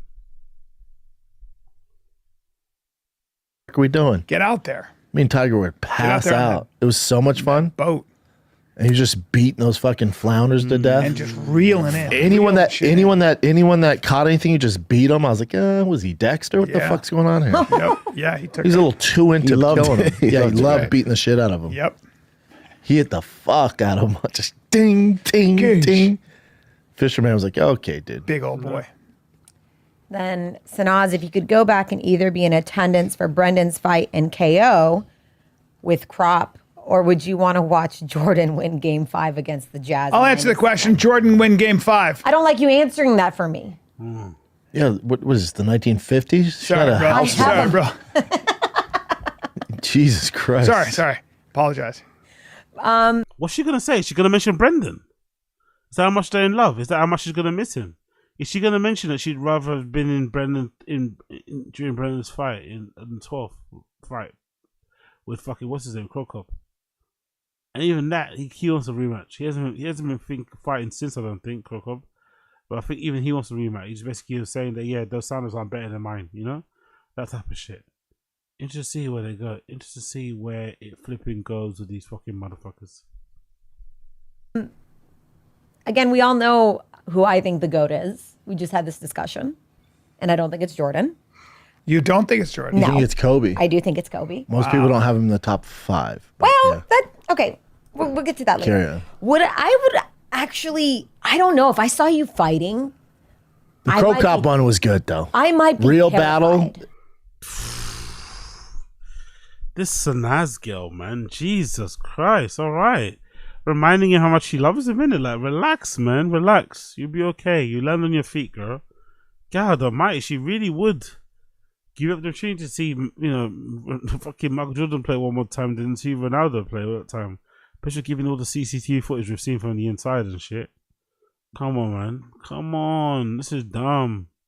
Absolutely dumb. But hey, what do I know? Let's continue. Yeah, it's terrifying, yeah. I'd probably cry. Crow Cop one was sick though. Main card, UFC 128 in New Jersey. Broke your nose and you went Sold like out this. arena. Yeah, it was fucking See, great. but in my head, I don't know how to separate that it's a sport and you guys don't hate each other. I would just attack They him hate each other in afterward. that moment. I mean, Well, I get it, but I would attack him afterward for hitting my friend. You know? Clear range. Hitting my friend. Hitting my friend. Interesting use of language there. But still, you need to chill out with the jaw shit. My head's weird like that. That was a good one. That was a good one. That was a good That was fight. a fun one. Yeah. Yeah, that was where you're like, oh man, like that guy's a pro fighter and he shattered your nose. Yeah. And you were like, that's not enough. Like that's when you realize if you're gonna fight a giant like you, and if I punch you as hard as I can in the face, it better catch you in the good part of your jaw, because it's not gonna be good. You can hit a big dude like a lot. This unprovoked Brendan glazing. I'm sure it makes him uncomfortable too. You can tell a little bit. Even though Brendan loves it or acts like he does, I'm sure it makes him uncomfortable as well. The unnecessary glazing, the weird small talk thing, the wanting to get one fucking too. What? Come on, man. This. Oh yeah. This show is too much. Too shit. Too annoying. Too freaking annoying. But hey, what can you do? What a fucking phone. Come on. A lot of people don't realize that you can be my size and you can really be good at. You can practice your punching, and you can fucking hit a big guy like that. If his head's here and he catches it here, nothing. you'll break his nose. It'll hurt him. It's not going to be enough because stop him. No. Doesn't it immediately blur your eyes? Oh though? no, not when you're angry. I didn't even feel it. No. Didn't even feel He's it. coming for you. I and remember. then it's gonna be a problem. I thought I was just gonna fucking dog walk Crow Cop. I was like, I'm gonna steamroll this old man. To be fair, that's the kind of arrogance I got in ways we got at the moment, you know? I remember he went kind of viral for a couple of videos because he was a kid living in Leeds or whatever, become homeless, and then was basically trying to win the lottery, you know, to kind of fix his fucking circumstances, and ended up getting somewhat doxxed, and everyone found out that he's a big low character. I think hey, do. So let's go here. Let's play. And I got there, I was like, holy fuck, he's strong. Got some tricks. He's just so like dense and just strong. His legs are this fat. Yeah, and then I kept taking him down. That was the first time that was the first takedown I ever had. Yeah, against you're Crow Cop. double leg. I kept double legging him just to set up the People striking. couldn't stop that double leg. What was it, just football, right? Timing. Yeah, timing. All time. And speed. You're a lot faster. Timing and explosive, yeah. Okay. But I kept taking him down. But even when I take him down... Okay, fair play. More take him down talk. I try and do this pass. I worked on black belts, everyone, but he worked with Verdum and was ready for it and just kept punching in the face. I was like, Jesus Christ, man. Yeah, that was a war. Guess it didn't work. Yeah, Guess it didn't work. That was cool. This one is for Brendan. I'm at Bobby Lee? 165 for 8 reps, fresh at bench. I want to be part of the 225 bench club, So do and I I. want to be a diesel dad. Is there anything like Christ. plyometric push-ups after each set of bench to do, or do I need More HGH bench. and steroids? I don't know if you need steroids. TRT would help Jesus for sure. Christ, Jesus. But if he's at 165 for 5, he's close to 225. I mean, He's also close. you're also like he's strong. 165 for 5. How much did he say he weighs though? He didn't say that. So here's And the if thing. he's over 200, then we gotta step your game up. Bubba. Yeah. I was going to say also 165 for 5, with all due respect, isn't that hard. I can do that. I did something recently. I'll videotape it for you. Congratulations, If Brian. you're me, if you're doing 165 for 5, Okay. you're not strong and you're not It decent. depends how much he weighs. Yeah, if you're 40 Diesel pounds, Dad's that's a lot. mindset though too, and we do have Diesel Dad merch coming for Father's Day. Oh, really? Yeah. Aw. But it depends how much he weighs. I love when sometimes pops in there and does a little itsy bitsy cutesy thing for the kids, you know. I'm sure Jessie Nelson will be happy about it when she sees this. I'm sure the baby mom's gonna be happy that DDG's got some random woman hanging out and wanting to shoot the fade of him at some studio somewhere. He must want to handle some business. He definitely does. You can feel it in the air. For 165. But the whole thing with bench, like what should I do to get better at bench? What he should do is max out and then rest a minute and then squeeze out as many as you can. Rest 5 minutes, squeeze as many as you can. And Nah, that's not what you said though. Now he's advising people to stop and catch their breath. That's not what you're trying to say, man. Honestly, these people can't. No, honestly, I want bone in their body when it comes to this sort of stuff. Let's press play again. that just keeps the reps coming. It keeps building on the reps. Yeah. But the only way to get a bench is by benching and doing some push-ups at night. Okay. This one's for both of you. Christian wants to know, have either of you ever rolled jiu-jitsu with Joe Rogan? If you have, how did it go? I rolled with Joe long time. Brandon's gonna start hating, by the way. I feel Brandon's gonna be hating when it comes to Joe. He's just a civilian. Brandon's got something kind of mean. I think so. He's got something very, very, very mean. Let's hear what he has to say. Yeah. Time ago, we were at Carlson Gracie's studio for just a couple of minutes. I remember, but that nothing. It was just we were both white belts. Joe's a beast, though. Don't get it Joe's a twisted. legit black belt, from what I understand. I would never. I just have too much respect, and I wouldn't go hard. It's just this weird thing. Me and Joe have never like done any of that stuff. Also, Joe knows. He also knows that's. We've never done any of that stuff. So what kind of stuff have you done? Missionary, doggy. What other stuff have you done? God damn it, man! The language, yuck. Get that man's cock out your mouth or your ass, please. Chill. Brennan's really, really just much bigger. And it's really hard when you're a black belt and you're of a different frame. I've seen this over and over again. You can be so good. You can be literally like one of the best in the world. If you weigh 165, I'm sorry, but when you're with a giant black belt who did it for as long as Brendan, it doesn't work. It just doesn't. It's fine. I wonder if PUIG is taller than Brendan officially. I wonder if PUIG, was it how you say his name? PUIG baseball height. How tall is he? 1.8 meters. Brendan Schwab height. Whoopsie. Let's see who's taller. Oh, Brendan's actually taller. According to the fucking Googles, Brendan's actually taller. Actually taller. Actually taller. Interesting there, isn't it? I would have thought they were about the same height or maybe smaller based on how he's standing to Stormzy. But I guess Stormzy's also giving him grace by kind of leaning down or that leaning down so you can kind of get his whole essence in and shit in it, which is a bit mad to say, but that's the truth in that regard. Let's go back to the fucking interview. Where is it? There you go. Which one's it? There you go. Fine, but I've seen it over. He's a lot older than me too, and he's such a mentor. I would never hurt him or even attempt to do any of that stuff. Like me and Brian will fuck around, but Brian's my, it's different. I would just let him do whatever. Like I wouldn't try hard. I've seen you do that. I've seen you. I wonder who that is. That is different. I wonder who wrote a URL in the fucking Bible.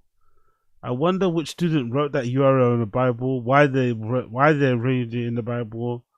Was it a fucking creation thing? I don't know. Who knows what it was? But Jesus, it was amazing. So fucking hilarious. Let's play again.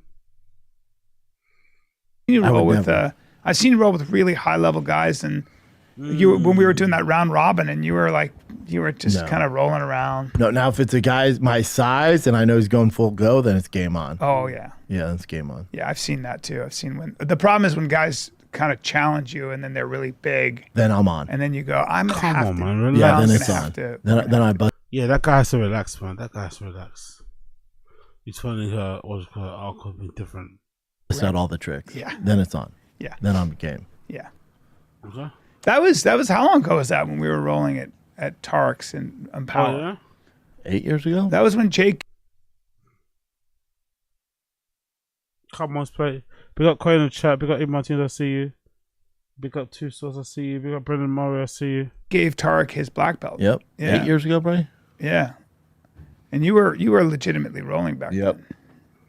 Mm-hmm. Yeah. This question's for Brian. I don't like when they call you Rinks, by the way. Come on. That's I don't. his nickname. I gave him that nickname. Like it. Come I don't on. know, but It's a great nickname. Or it's big. Sanaz doesn't like the term rinks because she spends so much money on making sure she has no rinks, you know? That's why she doesn't like rinks, because she's making it all about herself.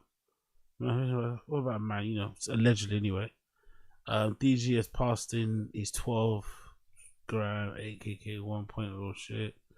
Alright, trusted Mojo Koi with exaggerated sales. Let's see this. I just want to see if there's any proof of this essentially when they talk about it. Let's see. Gay Al. Yeah. Which one you like? Pick your poison. this person says, you never spoke about how you fixed your psoriasis. Come on, man, give us the cure. Okay, stress. Also, it's stress. And he's gonna say nightshades, but it's stress. No, yeah. Well, no, he's gonna say tomatoes and shit. Also, I got a hair transplanted turkey. It worked great. Go get yours done. Yes, I like this guy. That I could do. He's never doing it, by the way. No, I will. But now here's the thing. With psoariasis, so they're finding that autoimmune diseases like this a lot of times are linked to the gut.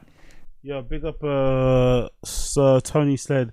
Can you sample the the clip of Bupper shouting out 10 times in a row? The whole bot saved it, so I don't know who shows or who isn't, but okay, cool. I will let Zoe Spencer know about who's that person.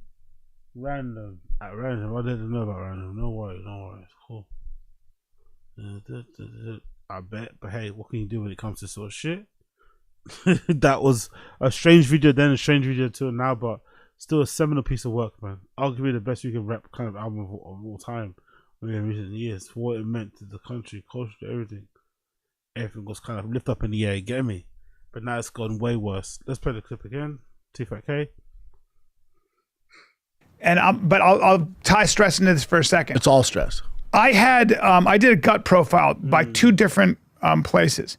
And I had a prevalence of a certain bacteria that is connected to certain nightshades. No, it's connected to certain Semen. autoimmune diseases like psoriasis. I changed my gut profile, got rid of that bacteria, it never came back. But there's another thing about stress. When apparently you have stress, the mucus lining in your stomach that covers, that protects you, retracts for a weird reason. And that probably explains why a lot of those tumors, or maybe maybe the original designs, but I felt some people that recently came out, or recently sold out. You get me? I'd imagine they probably sold that red one too, right? The green one's already sold out. Red one sold out too. Yeah, red is sold out as well. Unfortunately for them. Crazy situation all around. Crazy situation all around. Cool. Let's do.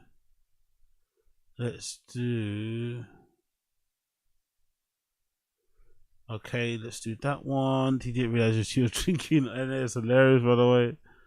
The kids are vulnerable and lock on our neighbor because the government seeing for everything. Okay, yeah, everything's fine, darling. Everything is A-OK. Let's press play again.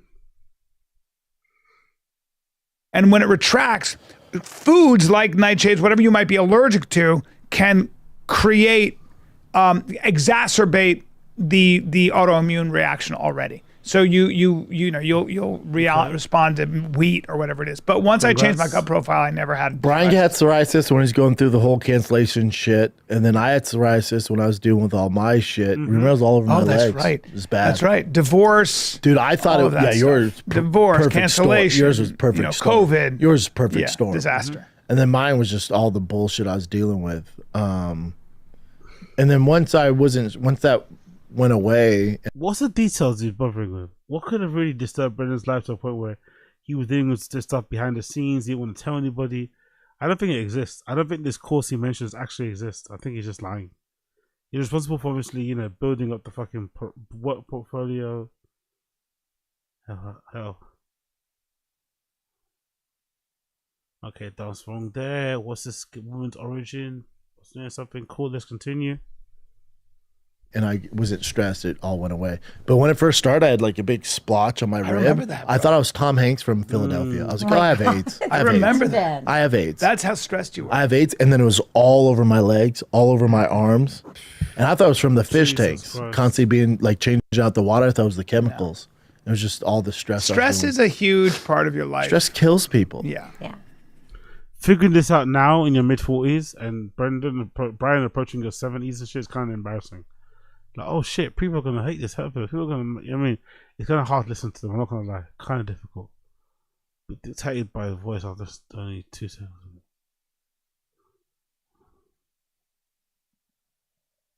Okie dokie, let's continue on with this video. We got American Redact. Come on, you piece of shit. While you load, there you go. You know how to get rid of stress, everybody? I swear to God, just tell the truth. Just fucking tell the truth. Just align yourself. No, that doesn't work because when you're dealing with like your cancellation. I knew Brendan will come in and say, no, not Man United, mate. Relax.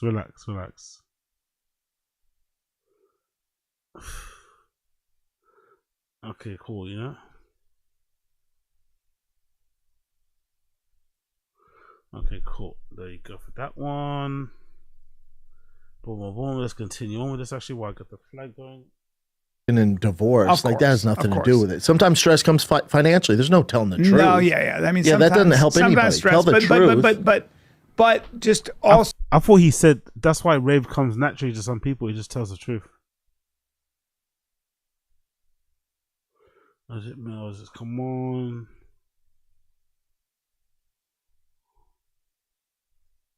All right, cool. That's not working there. Jumps off on another one as they're running away, by the way, from a fucking, fire engine person. Like, what the hell is this person doing? Let her go. Come on. You want him here, don't you? Huh, okay. There. What's that thing that they just kind of say? When it came to people that owned him and shit. Big up DJ Khaled, even though he got ended by Drake, big him up the same way. But yeah, I thought it was a pretty decent album. Even if he got acquitted on all charges, I think people will still overlook this album. They won't really care because of what he's been accused of. It's really kind of stained in some people's eyes. But that's a really, and I'm sure it's not done on purpose, or it's just done because, you know, they do it. But that must be one of the best endorsements of the Republic I've ever seen, you know, or even a former president or somebody running for presidency. Like, hold your hands up and say, no, we can't do this, you know? We can't do this. There's my already one person who's on the verge. We can't IRL, just can't, you know, in that regard. But yeah, absolute mad scenes. Come on. So you'll be stronger if you just fucking get rid of all the lying. What I mean by lies is lying to yourself. Yeah. I just mean like you might be in a job you hate, might be in a relationship you hate, whatever it is, just you're lying to yourself. Just sometimes you have to purge and just have to just align yourself with the truth. No matter what the fuck was that? What are you trying to say there? I didn't understand a single word of what you just tried to say there. What? Huh? Kodak, what? One more time. See, that doesn't help too many people because also, like, some people. Oh, that's why Victor Santino was so mad. Okay, now I see why it was so hot. Brendan just bring it up out of the blue, out of nowhere, for no reason, by the way. So fucking crazy. Working a job, like, it has to pay the bills. Like, that's what they have to do. That's right. That's true. And the truth, the guy. That's true. The guy has the truth. Cocaine's a nice. This guy has the couple bumps. truth. The guy's truth is this job sucks, but I have to do it to feed my kids. Well, then that's the truth. That's fine. But he sometimes knows you gotta that, but admit you're still gonna be stressed as fuck. Yeah. Create your way out of Sometimes a there's not a problem. catchy saying for this shit. That's true. Sometimes everyone goes through stress, man. That's true. I'm Sometimes stressed as fuck. Surely you should be dealing with your kid and showing him a different face to the stress. No, you know, adding to the horrible events that have taken place during the summer in unlawful places, you know? I'm actually fortunate that I didn't get given, you know, penalty there in that regard. I'm not going to lie, but hey, what do we know? What's the main deal? We never know. We never flipping know in that regard. Let's continue on. There's not a catchy saying. Sometimes that's a great line. Yeah, there's not a catchy saying. Sometimes for there's me. not a catchy saying for this situation. Sometimes the only way out is through. Sometimes you got to fucking just bite the bullet. The catchy saying is you don't stop. There you go. That's the catchy. And I'll tell you this: if you're going through a really hard time, don't not work out because you quote unquote don't have time. He basically said the same thing, by the way, in other words. Chin said what he said, but then Karen just has to do it just in case he group strength. I'm assuming Volbeck's little challenge shoot. Okay, bro, where are you? You know? Volbeck. Wine, all that sort of malarkey. That's pretty go. It's pretty go there. Press play. Come on, work, you cunt. Don't start eating shit food because you don't have time to eat well. Don't do those things. People fall into these weird traps. Think about me when I had psoriasis. I didn't work out for 6 months, the longest I've ever gone. And you were drinking. And you were drinking. I don't really remember this psoriasis period that Brendan had. I remember Callan having it. I remember Callan having a bunch of viruses and shit. But I don't remember Brendan having this big psoriasis issue or thing that he was talking. I don't really remember. He does get itchy from time to time, I'm assuming. But he looks like the type of person that doesn't really like wash or scrub himself well, or any type of exfoliation, or whatever. So I'm showing that that's not helping the situation, you know? That's probably not helping things. But let's continue. And you were doing I was Adderall. drinking, overdosing on Adderall every day, kratom. Like, I was just fucking. You were a drug addict, basically. An alcoholic. And an alcoholic. And didn't work Drinking out. at 10 in the morning. Yeah, oh yeah. I never put it together. I don't know why I didn't say, hey, I was dealing with my own shit. This is a typical LA relationship, isn't it? Typical Hollywood relationship. You see, surely, like, maybe I'm just too, whatever, observant. But even if it's your friend in passing, if you see your friend at 10 in the morning downing a glass full of, like, minimal amounts of ice and a heavy pour of vodka with that paint being covered all over their rooms and wherever else it may be, so it's looking kind of intense. But then everything you're looking for has been found prior to that on the bed and nowhere else. Imagine that. But in this situation, could you imagine you seeing your friend drinking at 10 a.m. and because you're too busy, you don't even say something in passing, like, hey, are you okay? Or make a little joke or something. You just kind of pretend like it's okay. You don't say a single word. That's kind of infirm, I'm not gonna lie. And imagine that office as well, now knowing that your fucking CEO is a real goonie, you know? How does that feel? You know what I mean? I never thought about that one. Imagine you're literally finding out in real time that your dad is a fucking goon. And I don't mean the fucking goon in terms of supporting Arsenal. This is fucking crazy, bro. Like, so everybody turns a blind to it. So like in a way, Brendan could maybe blame his friends for not pulling him up sooner when it came to a drinking thing. That could have gone really badly, but he's luckily enough he took Ozempic when he took it and sort of turned his life around for the better, it seems like. But isn't it like, I don't know. How do you not? I'm just thinking how you could not notice somebody drinking whiskey at 10 in the morning if you work together on a podcast or they sit on camera with each other. The only person that said something in like a jokey, haha, I'm serious way was Chris D'Elia.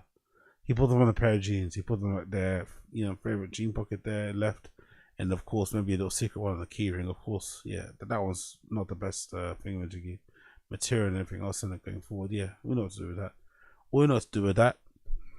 They will know. We will know. Let's go back to Tfatk. By the way, if you're watching the stream, you're enjoying it, like the stream, hit subscribe, please. Take part, all that good shit. That'll be well appreciated. We're gonna watch a couple more, and then I'm gonna bounce actually, and then we'll be back again tomorrow for more. All right, but let's just quickly run through Tfatk, and then anything else we'll go through it as well later. Yeah, So you wouldn't notice. I was like, fuck. No one noticed. You were just so swollen. Yeah, and that's what you don't do. Don't do Worse that. than Assume the position. Like, behave.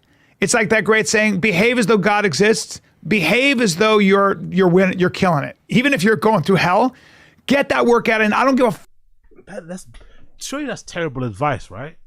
Get your workout in and act like you're killing it, even if you're not killing it. Surely it should just be about just get out and do something for 10 minutes. Even if you can't bother to go to the gym, maybe start from there and just keep the consistency up. And then sooner or later, it will sort out some of your internal issues. But it shouldn't be about, I don't know. That's a strange way to kind of, I'm not even sure how long that would even last, that type of motivation.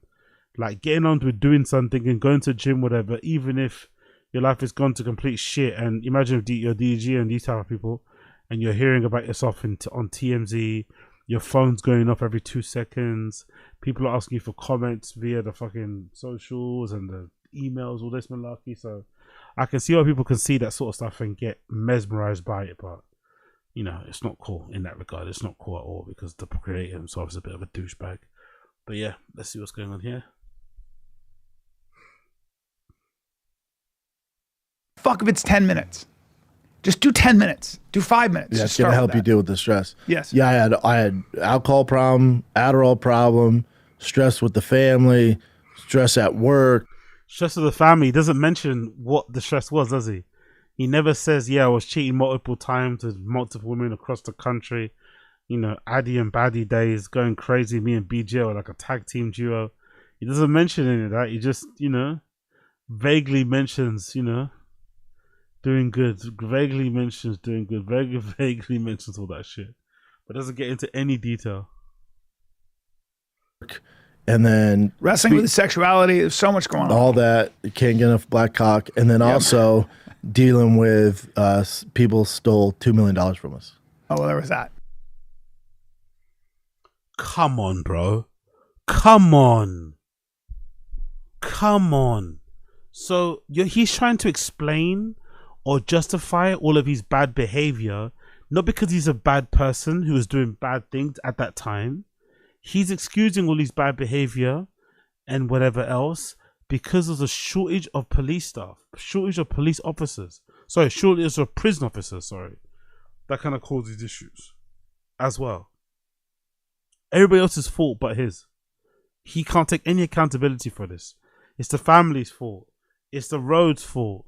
It's this, it's that. It's never his. Pretty incredible. Yeah, there was that. And then that's when the fucking killer came out. I was like, say less. Yeah. No more If I'm not mistaken, some people are suggesting that the Theo Von beef with Brendan kind of stemmed from that podcast one day that he alludes to, that they owed him money. Because I think the theory goes, the common held belief is that Theo had some sort of telekinesis or something, right? Where he can basically read the minds of people or pets. That's what I heard. I'm not sure if it's true. And if I'm not mistaken, when that whole Podcast One deal fell through, Theo obviously didn't get his money because he made a post about it on his YouTube. But Brendan got theirs, and I think they spoke on receiving their payout or whatever during the pod, if I'm not mistaken, maybe in the beginning or something on those lines. It was like a fresh off the press sort of thing. So it'd be interesting to see how, you know, he interprets all that sort of stuff, because this is fucking crazy, bro. Man's blaming everybody else but himself for what he was going through, you know? Fucking nuts. Mr. Nice Guy. I remember someone told me when I was going through a hard time once, and it was the best advice ever, was the only way out is through. Yeah. That's a You just Hallmark have to go card, through but some of that stuff that triggers me. It's like, Yeah. but it's true. You just got to keep going. What was it you said one time? It's like people who post inspirational messages on Instagram, none of those people are killing it. Never. Never. No. Doesn't he post them though? Doesn't he post on inspirational, motivational posts on TikTok and Instagram Reels the same things as quotes?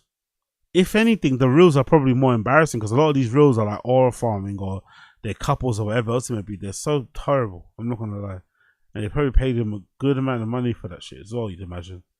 But yeah, Brendan's a master of all that sort of shit. He loves sharing a good motivational clip or whatever memes. It's the same thing. No, none of those people are Never. good. Hey, stop talking about Never. like what you have to do. Just do the thing. Amen. Never. Never. Yeah, and another thing for you guys out there, is that for us? Yeah. Who are you doing this for, bud? Yeah, and I don't need fucking seagulls in the background of your dumb fucking message. This question is just silly. A lot of men swing the other way when they go to prison due to lack of women company. Brandon, if you got stranded on an island with Brian, how long would it take for you to turn him into your man wife? This is a good 3 question. hours. Yeah, it's a good question. And I would struggle. The answer's I'd be 3 like, hours. No, I can't. Because I would just figure, we're not getting off this island. Why wait? And I would be like this. And they're like, bro, you're in Hawaii.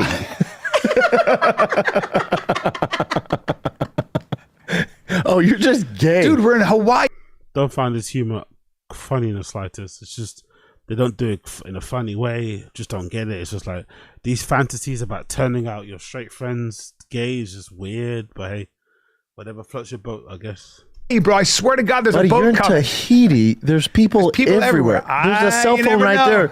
You never There are know, clouds man. in the sky, which means this hurricane could blow Those for a waves are long picking time. up, man. I don't know. Pick a spot I'm gonna on have the to wall. fuck Brian. Pick a spot on the wall because I'm gonna fuck. Brennan's just gay. No. I didn't think we'd get out. And then I would say this. I'd go, can we? You guys were in a 4 seasons.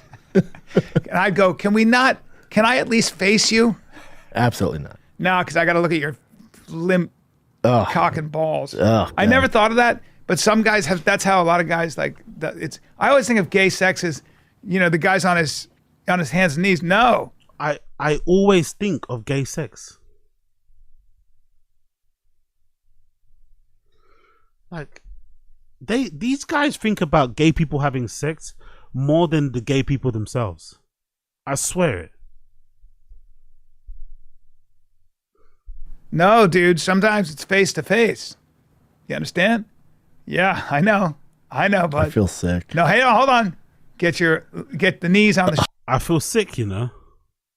Gay people make you feel sick. shoulders. Hold on. Take it easy. Like guard? Brother, listen, why not? We got to look at each other sometimes because we're in love. You understand? But then your stick's on the tummy.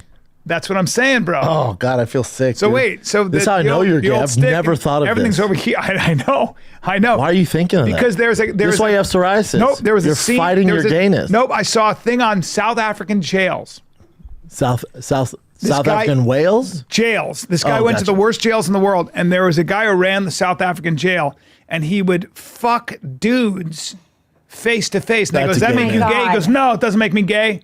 It's just what I do. He makes washes my clothes, cleans my fucking thing, and he goes, and I have sex face to face like that." He was a total psychotic, and I was like, "Wow, gay man." a very gay man." Yeah. So sometimes you got to bang. This all goes guy. back to telling the truth. It goes He's a back gay to man, telling dude. the He's truth. a gay face to face, Right. kissing him and shit. That'd be tough. Where it's like, hey, listen, I'm gonna fuck you, and you're gonna look me in the eye, and that would be 4 Seasons Tahiti, where I was like, we're not on a stranded island. Yeah, I feel sick. What else you got? So now let's get me out of here. Okay. This is another one for Brendan. To make fights more exciting and maybe produce more stars, should the UFC scrap the win bonus and replace it with a finish bonus? Maybe not. Maybe not. Maybe the reason why people aren't maybe a lot of it just has to do with the pay in general across the board. I wonder if that could actually fix it. Imagine if they actually improved the base level pay across the board and offer some level of fucking health insurance, whether it's partial or whatever. That might go a long way to make people feel confident enough that, you know, they don't need to fight a million fights. Because I'd imagine if you're not getting paid too well, or if your fucking rates are really, I don't know how they charge, but I know it can sometimes be as low as like 10 grand, 30 grand and shit. But if that's what's on the line, and you're making a decent amount of money doing your own thing, or you're signing on whatever you're fucking doing, then I think that might encourage people to maybe take more risk in the actual octagon itself. But I've never really liked the concept of this like win bonus anyway. I'm not gonna lie. I've never liked the idea that these fighters are going into this cage and essentially, without them saying a word, which they say a lot, by the way. This even the other day is like, you know what I mean? Oh yeah, I cut this. It's like, come on, bro. I don't know.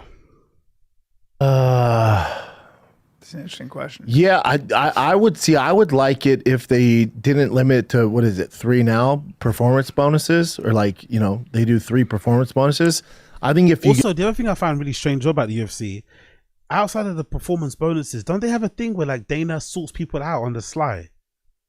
Like, it's weird how corrupt the UFC is. So they have win bonuses, but they also have a thing where Dana can like sort you out of his own pocket type of thing.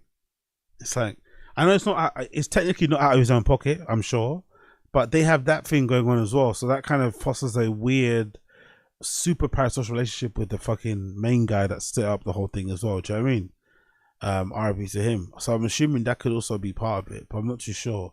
Either way, very, very dodgy situation all around. And yeah, man, I just wish the fighters would get paid more, and maybe that would let them take more risk and let their hands go, so we see more finishes. Or we might just be going for a bit of a lull period, and there might be some new beasts to finally awaken, or whatever it may be. Blah blah blah blah blah. Let's freaking go. get a finish, if you get a finish, there should be a bonus whether you're on the prelims or the main card. So if there's 15 finishes, you're giving out 15 finish bonuses. And maybe it's 25K on top of whatever your pay is, or 50K, but that would incentivize those guys to go for the finish. Okay. And then the Dagestani's are like, what about me? Well, that's your problem. Yeah. No one said that, by the way. Brendan seems to have a thing against Dagestani people. He's very racist towards them, probably even more so than black people. So I haven't been responsible for any of them. 0, 0, 0. Let's check it out. Let's continue. Okay. So they have 4 post-fight bonuses. I'm saying it would be nice if they did 50, but if it was 25 for anybody that gets a finish. Anybody. Yeah, that's really good. I like like on that. top of the 4 performance bonuses. Yeah, that's a much better idea, actually. That's a much better idea. So if you get a finish and a post-fight bonus, you're looking at 75K. 50 and 25. 25 for the finish, 50 for the fight of the night. That'd be cool. Pluto TV has all the shows. Okay, cool. Is this the advert that they do on TV? Let's see. What's this? Shows and movies you love, streaming for free. Nothing. What the fuck is Pluto TV? Let's take a little break, kids. Oh, look, am I wearing... No more True Classics advert, please. Leave us alone. Leave us alone, True Classics. Leave us alone. Hey, look at how they... You can get them now. Come on, fuck off. One cup of coffee, and then... Oh, he's still shilling Magic Minds. He's still shilling Magic Minds. And Happy what Hippo, that means whatever is I drink one pharmaceutical companies use when for time release. You must be getting paid a handsome amount of money to this. He must be getting paid really well. Or that the girl's like super influential and shit. That also might help, you get me? But hey, who knows? Who freaking knows? You get me? Antioxidants, vitamins, but it's got 165 milligrams of time-released caffeine. You gotta try it. I've been sending it to my friends because you gotta. I've said this is a game changer. I think for the company and definitely for me because I take it every day. And my only I think for the company is he trying to hint that he's got stocks in this company? He thinks it's gonna go big. He thinks it's gonna be an next Procter and Gamble or something. Like, come on, bro. We don't take any new people on, and the store and the product sucks.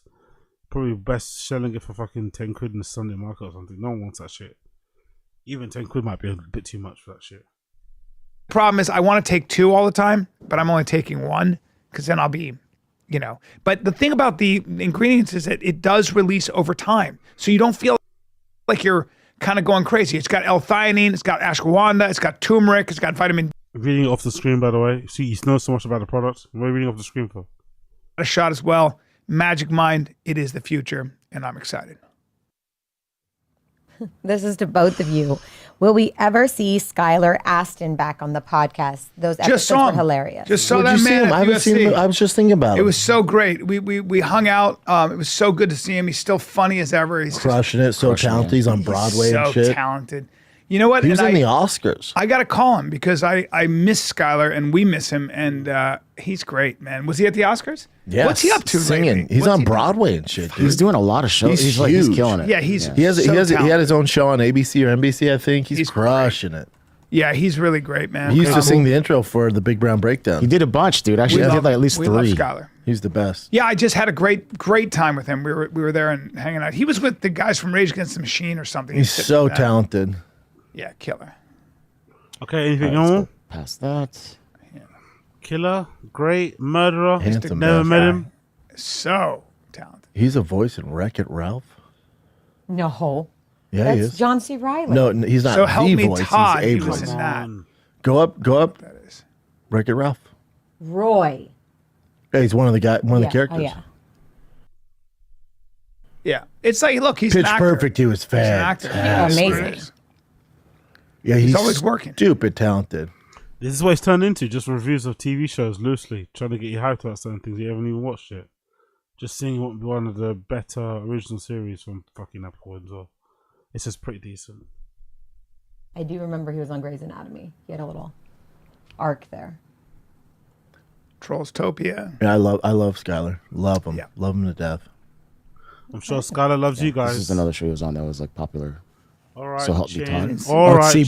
Chin, I said move NBC. on. It's CBS. I never saw it. You guys get it. Yeah. Brendan, what was the big change in your car life? I mean, you used to be a Ferrari GT2 sport car kind of. Oh, here we go. It's one of my questions I love. I love this question. Let's see. I've been wondering this myself. Let's see. Change in your car life. I mean, you used to be a Ferrari GT2 sport car kind of guy. Now it's all about trucks and being, quote, I'm American and proud. What Yep. This was like a troll. This feels like a troll. Now it's all about being now it's all about trucks and being I'm American and proud. I feels like a troll, man. I'm not gonna lie. This feels like a bit of a troll. I'm not going to fucking lie. caused the big change? A ton of stuff. I'm still into Porsches. COVID. I'm looking at Porsche right now. Yeah, COVID and just the whole political landscape Attack on changing. America. Yeah. But that Brian, shut up, you fucking meat rider, dick sucker. Shut up. Honestly, I hate when Brian does this, man. He's on the ropes. Let him answer the question himself. He's a big boy. COVID, just trying to shut up. yeah, the attack on America, the whole transition to electric cars and dependent on Chinese charge. So he was afraid when he heard the word transition from gas to electric.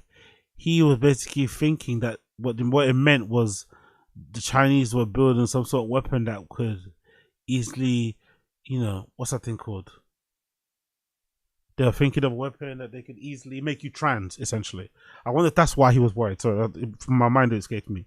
I wonder if he's worried about electric cars was that in a way the electric car would make you trans or something. Because he's on this weird right-wing grift. I wonder if that was part of it. He was scared that electric cars were gonna make him trans, and if he took his kids in the car, they might make his kids gay or something. That's why he's on this whole pickup truck thing, takes his kids to all the car meets and shit, blah blah blah, because he knew, yep, this guy's skull's gonna bleed one time soon. Which is fucking wild to think, but I wonder.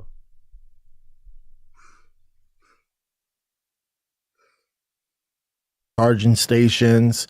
And then the biggest thing too is like my favorite thing to do is mod cars. But when I mod my exotics, it ruins the value of them. Like it fucks them. Really? Destroys If you them. mod a Porsche. Especially a Porsche. Yeah. Like I modded my GT2, and then when I had sold it, I had to put it all back to stock, and it took. That's not true, really, is it? I don't know much about cars, but that's not true, right? I've seen loads of people selling GTR2s and all those Porsches that are kind of hard to get because don't Porsche have the same thing as Ferrari, where you can only buy those cars if you've been assigned them or something, right? You can't just buy them off of a fucking car lot. You have to kind of be assigned them. You have to be on a waiting list. You have to be a part of a club, blah, blah, blah, blah. So if you can sell one secondhand to somebody direct, they're going to snap off your hands because they're hard to come by. So him saying this is just weird because there's Chinese people right there who are saying that didn't happen. They've got quality assurance people there, right there. You know what I mean? Right flipping there. So how's that going to happen? Forever super expensive.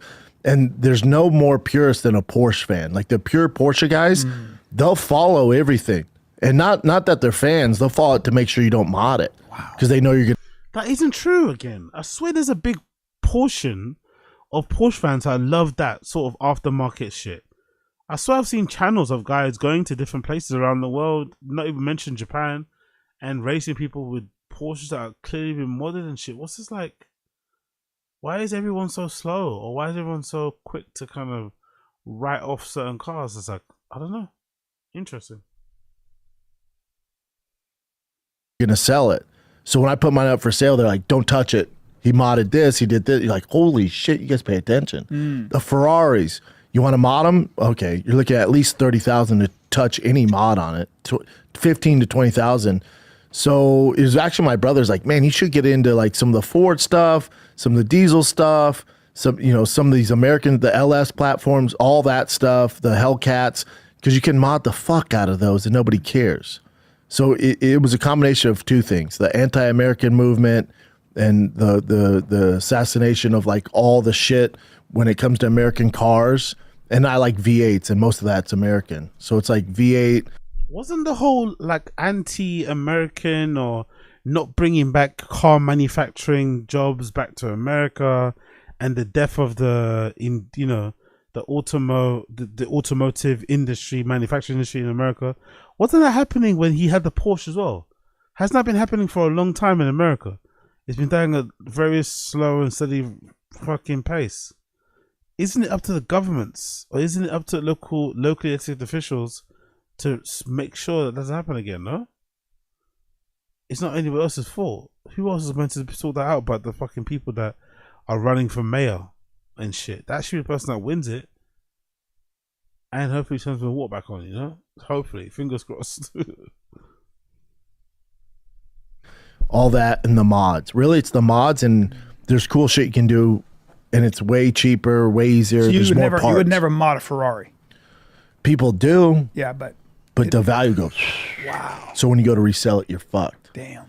But certain American cars you mod, it increases the value. You want the original seats. You want your. Can't touch them. Yeah. And I like to touch everything.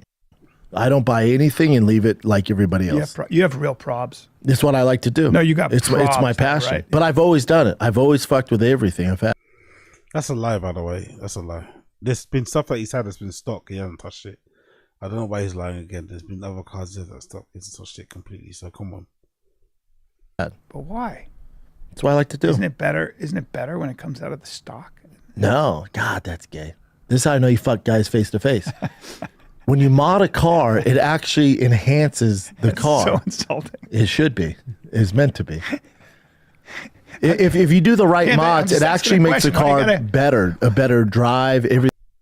So mods, when you put them on the car, depreciate or make you lose the value of the car, and can maybe affect how quickly it gets sold, yeah or nay.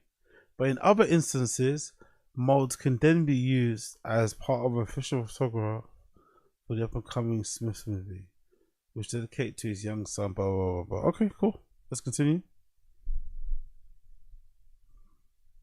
Everything, but it's more efficient. I'm just asking questions. But I'm also grown up. I'm also not chasing horsepower anymore. Like I have the 1,000. Was he just doing it recently? Isn't the whole truck that's been given away based on horsepower? Didn't he up the horsepower in his fucking brother-in-law's truck? Honestly, these epiphanies he has are so funny to me, man. So funny.